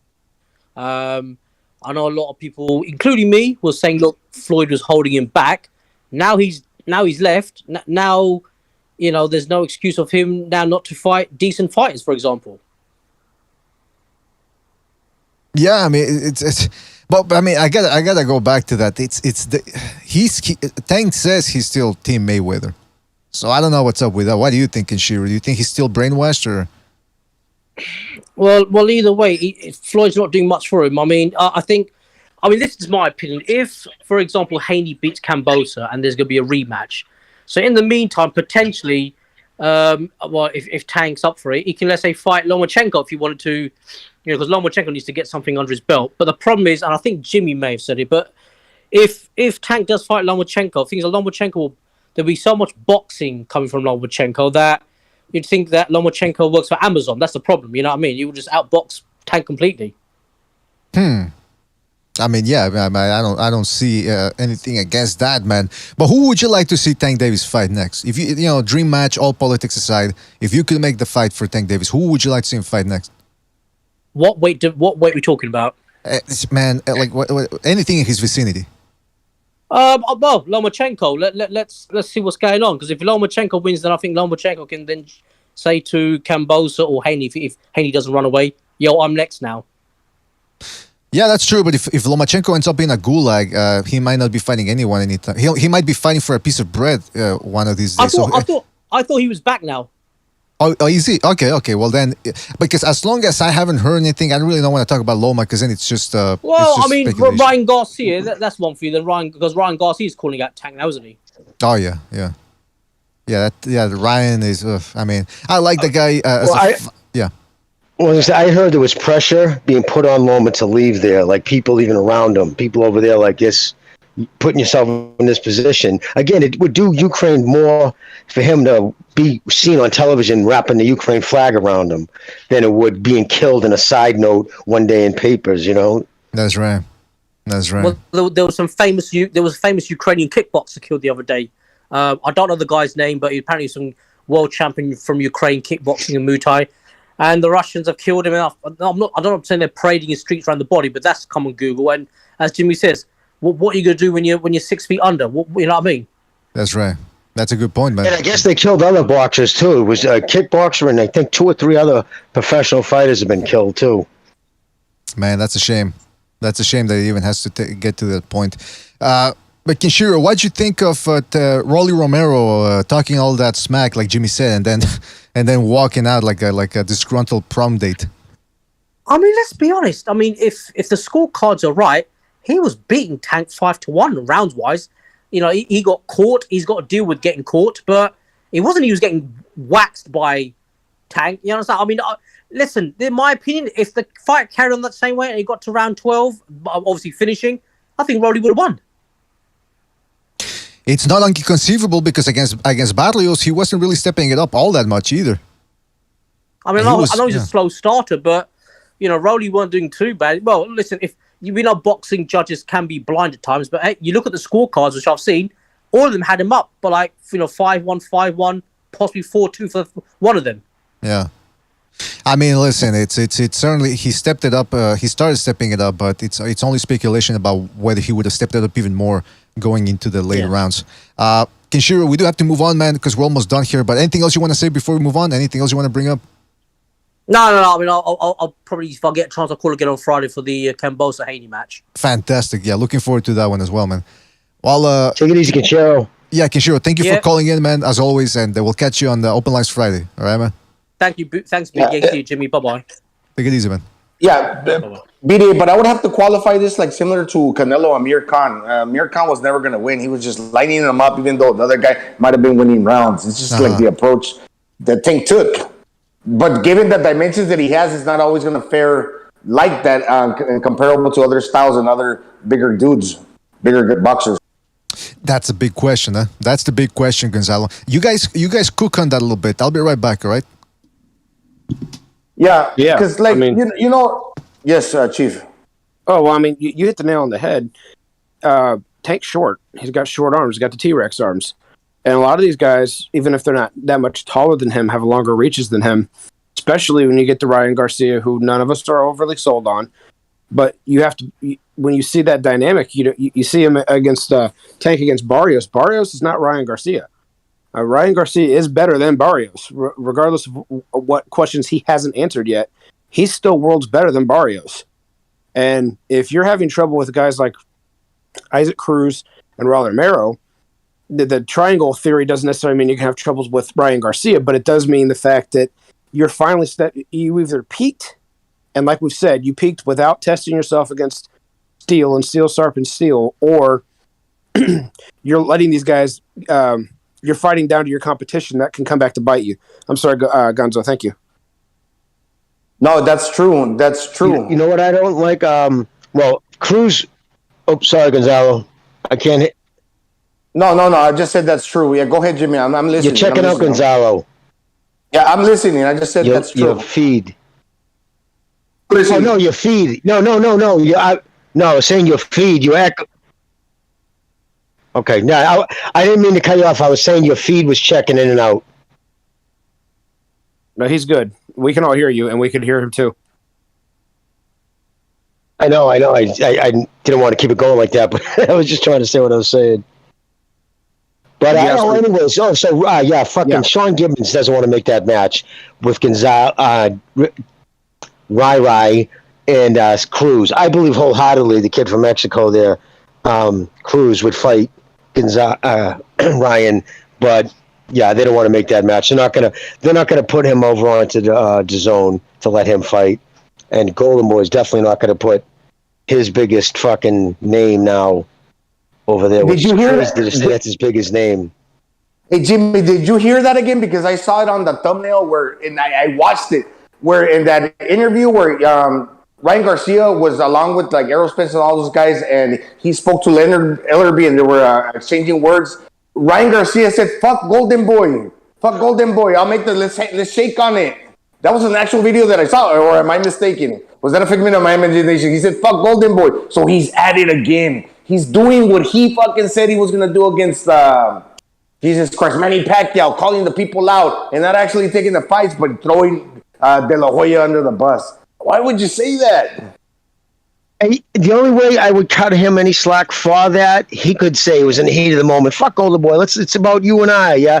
But the fact that he didn't, if you didn't add that, it's about you and I. Like, yeah, just to throw fuck Golden Boy out there, yeah, it doesn't look good. But listen, he's always been a mental case, and I'm not even trying to be funny about it, like because he's had his issues. This kid has always been like that. You know what I mean? Just you tell the way his, never was told no his whole life. Just the way he acts about everything. It's a very strange dude. The thing is, right, the only problem is when you act like that, the first time he gets starched, he's done. People will turn on him. In the boxing world, he'll lose whatever reason people follow him. He'll still have his, very thick homosexual, following on Instagram. That's just what it is. But I just think fucking, I don't like the kid like that. You don't do that. You don't throw your promoter like that. But this one, if that was the PBC, he'd be fined. He'd be paying for that because they get fined when they talk shit about PBC. Maybe, but there's two sides. Go ahead. Sorry. Why is that? Because he doesn't come for money. He's like from Barstow or like Victorville, because I used to be stationed over there, and that's like no man's land. There's nothing. There's actually like a blight of drugs. The dude actually made a name of himself. He got the good looks. Yeah, he garnered like especially in this day and age, the Instagram type of fan base. But why does he feel about that? Especially since that dude is his promoter, De La Hoya. Why would he say that? If his promoter's not doing him any good, he has the right to call him out. I mean, you got to look at this. The promoter's supposed to work for the fighter, technically. Well, no, actually, the manager is supposed to work for the fighter. And for some reason, managers are almost non-existent anymore. So the fighter and the promoter have a hand-in-hand relationship, which is technically a conflict of interest unless the fighter is acting as their own manager. That being said, legally aside, if Ryan really does want these fights, let's pretend for a second that he really isn't pulling out for any other reason, the fact that he really does want these fights. And De La Hoya is not getting them. And De La Hoya is his promoter. And he really wants this fight with Isaac Cruz. And De La Hoya is not going out of his way to make these fights for Ryan to keep him busy because he's really not keeping him busy. Then what good is the promoter doing? So you say you don't call the promoter out, maybe not, but the promoter's supposed to work for the fighter. This is the fight I want. Go make it happen. But he pulled out of 3 fights that were signed, right? Farmer, what other fight? I mean, he pulled out of at least 2 that I know of, and he's done other things in the beginning too with Garcia that, Steve and Mario were talking in the 3rd round, like the kind of surprised he hung with them as long as he did. I think he saw the writing on the wall at the time with Canelo, and he knew his stable so thin because after that he's got what? Bam and fucking Virgil Ortiz. I mean, Golden Boy is a shell of what it was 10 years ago. Yeah, after Al signed everybody up and took off. Hey, by the way, can I address... No. And Ryan is not from the suburbs. He's from Victorville, California. Get that right. Now he's got the money. He's living a cush more lavish lifestyle, but he's not from the suburbs. He didn't come from the suburbs. Hey, by the way, can I say... sorry, I didn't hear you, BDA. Well, can I just say, because in the chat, people are really going nuts. Blacks are saying that they're calling Mexicans taco eaters. Conversely, now the Mexicans are calling blacks watermelon eaters and KFC eaters. Listen, first of all those foods are delicious, so I don't know what's wrong with eating them, but I understand where they're trying to go with the stereotypes. And like Uncle Charles says, hate has no place, racism has no place in this world. Guys, if you're getting this worked up over boxing, look, we let you pretty much say whatever you want about a fighter here or about each other. But I mean, when it comes to those stereotypes, it's not even original what you guys are throwing out there. So just cool it with that. Just if you want to call yourselves names, fine. But the stereotype thing, it's unoriginal. You gotta come up with better than that. That's all I'm saying. So cool it with that, please, because it makes you guys look bad. That's all I'm saying. Yeah, it might be the Gervonta Tank Davis, not him, but his fan base. But in the end of the day, they're shooting amongst each other, and Rolando Romero is not Mexican. I mean, yeah, God forbid the day that he faces another Mexican, where it's going to be like a fucking shootout, because fucking Mexicans, yeah, they eat tacos, but they also carry guns. Oh, yeah, man, especially in the United States right now. And by the way, speaking of the United States, I forget what exactly Tank Davis said. after the fight with the interview with Jim Gray. He brought up guns or something, and Jim Gray, who's not afraid to speak his mind, he tends to go a little overboard something. He goes, Tank, let's please not bring up guns right now in this moment in time. It's like, what the fuck? Listen, the gun the AR rifle didn't levitate and fly into the school and start shooting people. It was a guy using that gun. So if there ever was a mass stabbing, and there's been mass stabbings here in Canada and the United States as well, when a guy's doing a cooking show on the live channel, he can't use knives anymore, or he can't talk about knives because somebody used a knife? I mean, I thought that was a little bit ridiculous, man. Well, you had Showtime's Steven Espinoza fucking tweeting nonstop about that, about taking away guns and Second Amendment. So dude, listen, I couldn't agree with you more. Blaming guns for what happened is like blaming forks for fat people. It's ridiculous. and there's proof. Fucking Israel for 75 years, teenagers, the beach, the mall, anywhere, they walk around with real military grade machine guns in bikinis because they can't leave it on the fucking, but they're walking around everywhere. You get teenagers with full automatic machine guns in 75 years and never had a mass shooting. The state above me, it's the highest per capita, guns per capita, second in the country, and it's some counties homicides almost non-existent. It's a cultural problem, not guns. You're 100% right, brother. What's the state above you? New Hampshire, or where are you at? Yeah, right state. Okay. Massachusetts. So New Hampshire, they have more guns than people. In the county right above me, literally, I think it's been 38 years since they've had a homicide there. So guns don't kill people. People kill people. Again, it's like blaming forks for fat people. Interesting analogy there. And by the way, fucking hammers kill. More people are murdered every year in the United States by hammers than AR-15s, which only accounts for 1% of all homicides. So It's just something for the authoritarians to fucking disarm the populace. I'm done. Jimmy, sometimes you're absolute hammers. I got hammered one day and I said some things I shouldn't have said. It ruined my first marriage. So you're absolutely right, man. Those hammers are dangerous. I also wanted to bring something up here. Interesting little factoid. New Hampshire. I'm in Canada. Quebec, to be more specific, the province of Quebec. We're almost close to the border there, American border. You would think that me being in Canada, I'm above New Hampshire. I'm in the north. But no, if you look at it, the geography of New Hampshire, there's actually the tip of New Hampshire actually goes above Montreal, where I'm at here. So somebody potentially could be in the United States and be further up north than me. That's amazing. That blew my mind the other day. Coldest temperatures ever recorded. Whoa. In New Hampshire, Mount Washington. That blew my mind, man. That's insane. But what does anyone else think about Jim Gray? Is it entertaining watching him spaz out that way sometimes, or is it just? He's crazy. He's like Mr. Brooks. No, he's like Mr. Brooks, man. Like, he makes me nervous. Mr. Brooks. I liked it when he was interviewing Johnny Tapia, and Johnny Tapia said, "Will you apologize to Pete Rose?" Oh, what was that about? Well, Pete Rose. Okay, so, yeah. Do you remember what happened there? I think so. Yes, wasn't he the guy that bit somebody?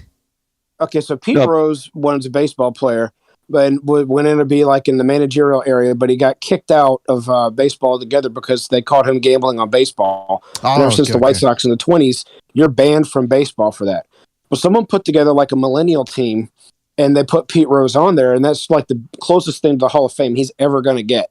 And and Pete Rose, Jim Gray went up and interviewed him and was basically, I'm paraphrasing all this, I don't remember word for word, but he said, so how do you feel with this? And, how does that make you feel compared to, what you got busted for?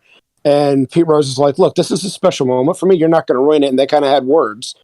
So Johnny Tapia's next fight, right after they were done, he interviewed him. And he says, can you do me a favor? Can you apologize to Pete Rose? Jim Gray's face just turned white and was like, well, we're not here to talk about that, and kind of tried to quickly divert. The other one was when he was interviewing and he was trying to insult Kosciuszko. Kosciuszko just leaned over and said, please don't be rude to me. I'm talking. Oh, yeah, I remember that one. I remember that. I find him to be a fucking arrogant prick myself, personally. And a company man, he's supposed to be all about principles, but he'll say stupid shit, to toe the company line.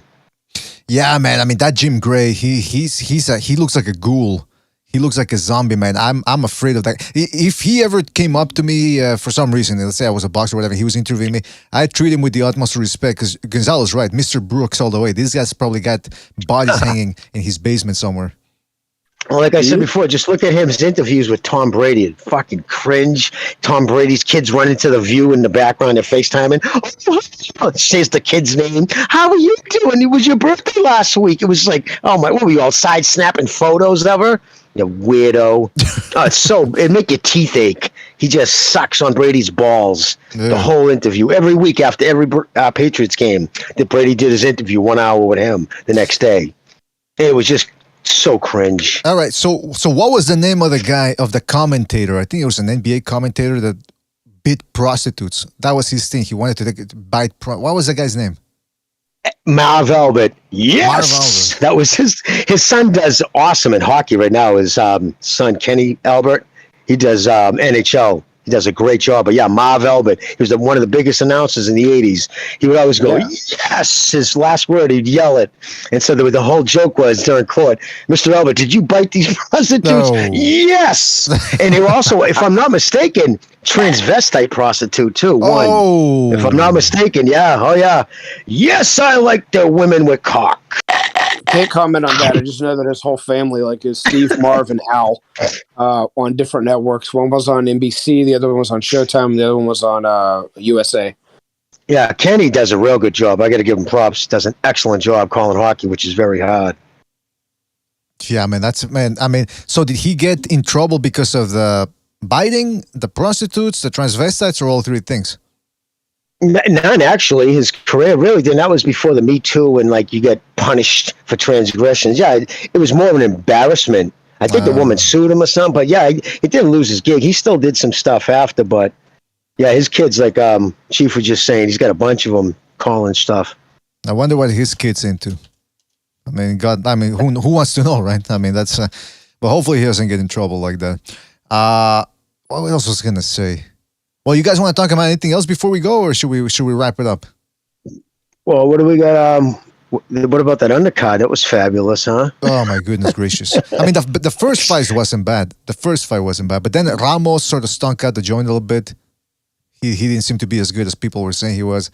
Then Lara versus that guy from the 1800s, Spike O'Sullivan. So yeah, man. Spike O'Sullivan. Oh my God, Spike O'Sullivan. Last 3 times I saw that dude, he got just mauled. And didn't he actually even? Because I didn't watch that fight, but is it true that he had Lara against the ropes a couple of times? Yeah, he did. I didn't see the whole. Well, did anyone else watch the fight? The whole fight? No. I watched some highlights. Lara dropped him and eventually got the stoppage. So the power's carrying at 60. Hey, BD, I stayed up for the fight, and right when they were walking out, Tank Davis and Romero, I fell asleep. Oh. I woke up later and I rewatched it. Yeah, no, but I watched some highlights and he got the knockout. I didn't think his power was gonna carry, but I mean, he's kind of crafty where he's lacing you with quick shots, and obviously O'Sullivan's not that good. I thought he was tougher though. Exactly. That's what they match Lara up with these days. He's the perfect example of what the other side of what PBC will do with their fighters. Let's see, Fox South at like 3:00 in the morning, and we'll put him in against the guy who's 12-22. I'm exaggerating, of course, but he's an undercard guy now. And if he's on a main event, it's going to be something that's going to be barely televised. And is there a level to that? Is there a reason why? Is it because he's too boring to watch? Is it because he's not as skilled as we thought he was? Why have they not really invested into him if he's this guy that everyone's been avoiding? Financial, I think a lot of it is too, Pete, because they have to pay for these purses. A lot of it comes down. In any big event or any big fight, it depends on what the head guy of the whole thing, Davis, what his purse is. They have X amount of money to spend on an event, so it gets dished up from there. And Lara, he was probably 750, I would imagine. I'd be shocked if he was taking less than that, $7 to $1 million. So they were probably paying Spike O'Sullivan $150,000, $200,000 to get his brains mushed. So I mean, think about it. Spike O'Sullivan, that dude was washed 5 years ago. Yeah, somehow they got a title shot. That was probably the best fight of the night, but that doesn't say much. But I'm thinking, okay, maybe Lara now, because I have one thing with Lara. He's giving us a few good performances throughout his career, like going back to Angulo many years ago. And there's like another one that really stands out. I think it might have been the war with Hurd. The Brian Castano fight was okay. But now that he's older, but Gonzalo, what's the reason behind that? Why were those 3 fights you just mentioned exciting for Lara? What's the commonality with those 3 fighters? The Herd pressure fighter. Let me see, Castano pressure fighter, Angulo. Man, yeah, also pressure fighter, but it's a slower pace. And maybe the legs are going. Yeah, the legs are going now. But I was gonna say, didn't we say that about Rick Dow because he would stand still? Probably like to the later that when he fought some other guy, he was on the back foot the whole fucking night. Even if you're 40 and you're Cuban, you're so crafty that if you don't want to engage, it's all about how do you do? How much do I risk with these Cuban guys because they're not gonna give up the. They're not gonna give the win when they think they can do it by being the way they're used to fighting. That they can perform, and we're kind of like wishing, okay, maybe he's going up in weight, that if he loses the legs, he can be put in a position against maybe another pressure style that it will give us an exciting fight. My point is this, though. Yeah. But my point is this, though. So that PBC's had him for God only knows how long, and he's not bringing them in anything. Why aren't they putting him in with Charlo, either one of the Charlos, and trying to like cash in on one to promote another? Why aren't they using him for that? When instead of just putting them against guys that are undercards to no hopers that no one cares about, against guys that have been shot for 5 years. Why they seem to be, I won't say protecting him because he may not need that protection. He is obviously a skilled fighter even at his age, but the business plan of what they're doing with him makes no sense. You have him in 2 different divisions where you've basically you had the lockdown at 154. You never put him in with Charlo. You did put him in with Hurd, but you didn't get a rematch. You didn't put him in with J-Rock.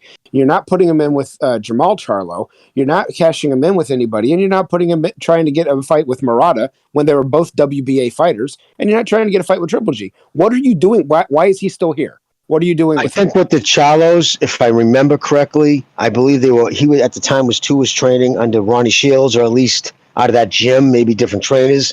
I might have the wrong guy, but I know there was a PBC guy at 154 that the both Charlos and that person said they wouldn't fight. And I'm thinking remembering that it was Lara because he was close with the Charlos, and they said back then they would never fight, which is odd in a fight game unless it's your brother.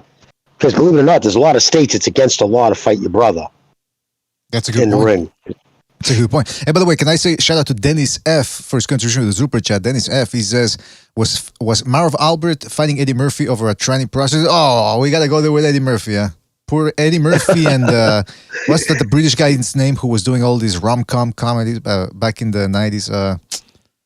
A British dude who was married to Elizabeth Hurley. Fine piece of ass, British ass if there ever was one.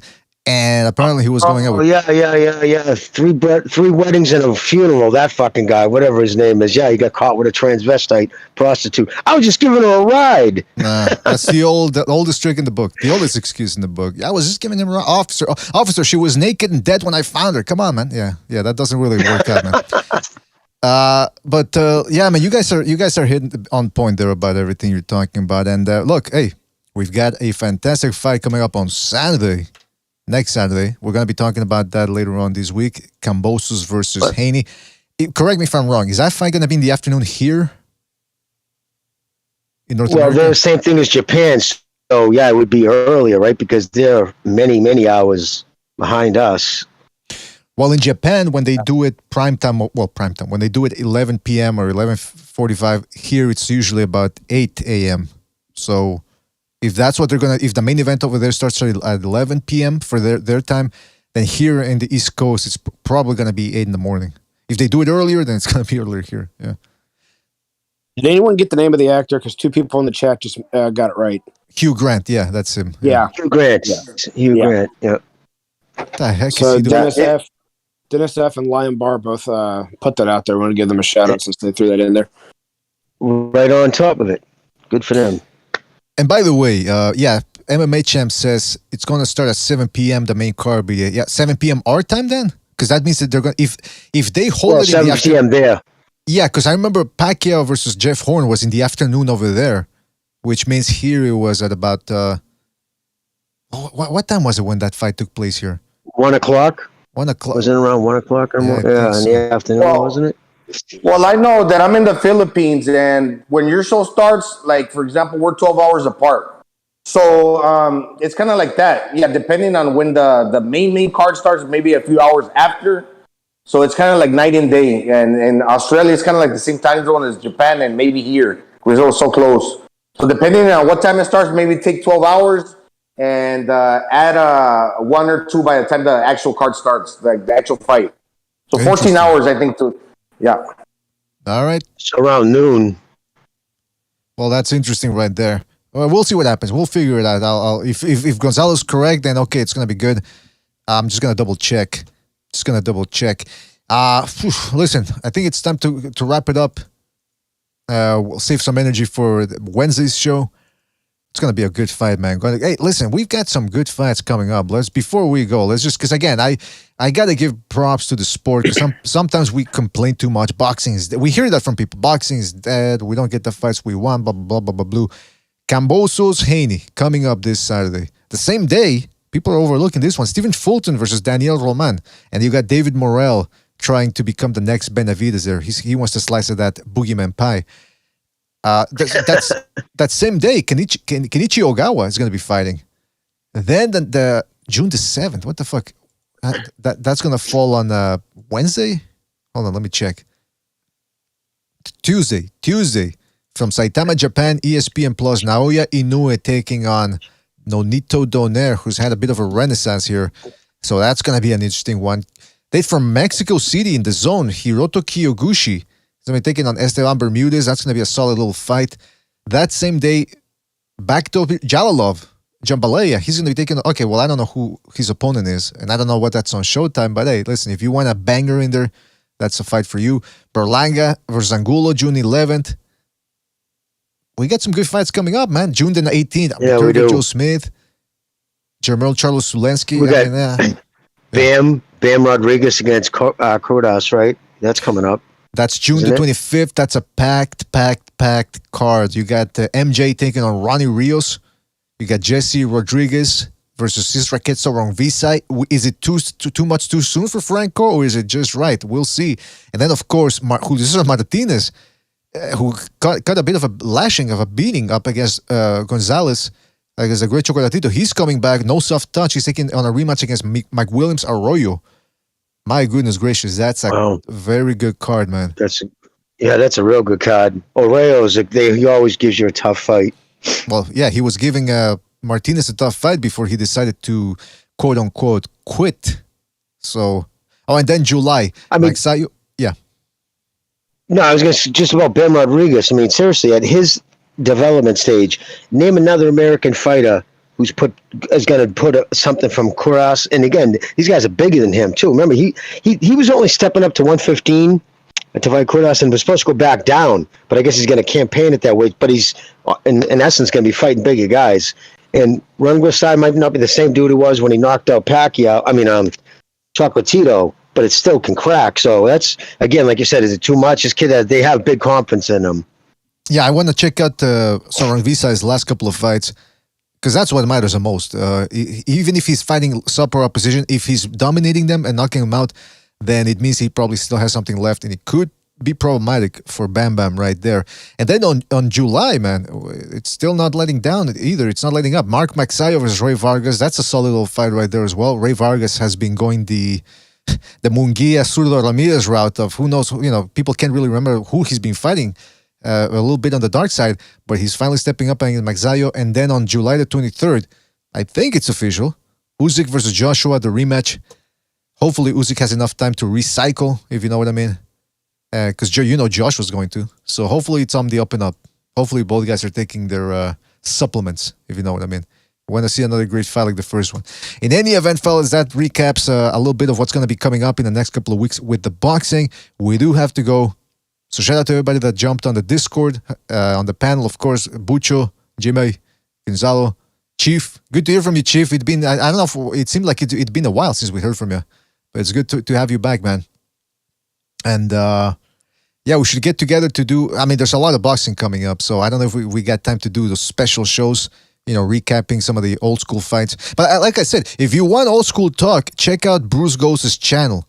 That guy, he will talk about old fights. He's got the magazines. I want to jump on there one time and ask him to show us his collection, man, because he only touched on the tip of the iceberg of all the magazines he has. And I'm a big Ring Magazine, KO Magazine, World of Boxing, all those magazines.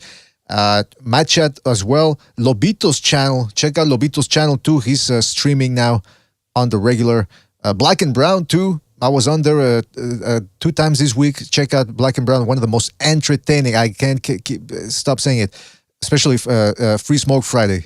We've tried to harness a spirit of that with Open Lines Friday, but Free Smoke is still the pinnacle, the epitome of free smoke, as they call it. So check that channel out every Friday. And I think that's about it, fellas. Thanks again for joining us. Everybody that donated the super chat, everyone that called in, and everybody in the chat listening to us. Everybody, thanks again for contributing by listening and spreading the BDA gospel. Can't thank you guys enough. I'm talking about Steve Lopez, Barry Robinson, Matt Chad, JumpTube, Funktopus, Rex, MMA Champ. Who else am I missing? One Foot Out the Door. Shout out to One Foot Out the Door. Shout out to Frankie Zains. He says, Hollywood men love tyrannies. It's the law of reversal. Oh, it's because you can't say the T word. Okay. That's why they're calling them tyrannies. Okay. It's the law of reversal, he says. Speaking of reversals, we can talk about some of that maybe on Second Renaissance. Check out the Second Renaissance episodes. We did the interview with Fighter Spirit. Everyone loved that. We did the interview with Jimmy about PEDs. Check out that interview. And I interviewed a guy named HBTC. Most of you maybe don't know him, but we talked about the Mondo community. The Mondo community. In other words, it relates to anything that's extreme videos on the internet. It's a whole community of people that love to collect and watch extreme videos, where it's gore, porn, and anything goes, man. And we were talking about that. It's a scary world, and it's real. And if you want to learn more about it, just to learn what's out there, fellas, we're just educating you on what's out there. Check that one out. That's Second Renaissance. And check out the Second Renaissance on Odyssey as well, because YouTube is starting to clamp down a little bit too much for my taste. A little bit. Odyssey, it's a new platform, free speech over there. So check it out. And that's a lot of talking. Anything else you guys want to say before we move on? Any last minute plugs, comments? I just wanted to say again, thanks to Steve for calling in. Absolutely, it's always a pleasure when he calls in. Yeah, I forgot Steve Kim. Shout out to Steve Kim again for calling in. Always appreciate him dropping by. And don't forget, you can check out Steve Kim at Steve Kim on Twitter. Steve Kim at 323. At Steve Kim 323. I'm not a Twitter guy, but you can check him out there. Snack.com, K9's Corner. Check out the 3 Knockdown Rule on the Triller channel on YouTube and any other podcast platform. And you can check him out also at The Blaze. He does his appearances there with Whitlock. What's the guy's first name? Jim, I always forget. Jason Whitlock? Jason Whitlock. Jason yes, Whitlock. Jason. There you go. Yep. Yeah, I was confusing him with David Whitlock. I think he was a singer. Used to be a singer with Cream, I think. And anyway, Derek and the Dominoes. They had a name. Derek and the Dominoes. Yeah. Well, with that being said, hope you guys enjoyed the show. Don't forget to hit the like on the way out if you haven't done so already. Subscribe if you haven't done so already. Check out Spread the BDA Gospel, because the Crimson Inquisition is coming if you don't get correct. And that's about it, fellas. Thanks again. I gotta go eat. Catch you in the next one, fellas. Hold on a second. What's going on here? I'm disappointed in every one of you. I'm sorry, I don't mean to offend you. I'm disappointed in every one of you. I kiss you on the mouth. No, I'm not cool with that. I'm sorry. One more time. I'm disappointed in every one of you. I mean, I'm dealing with degenerate animals. I'm disappointed in every one of you.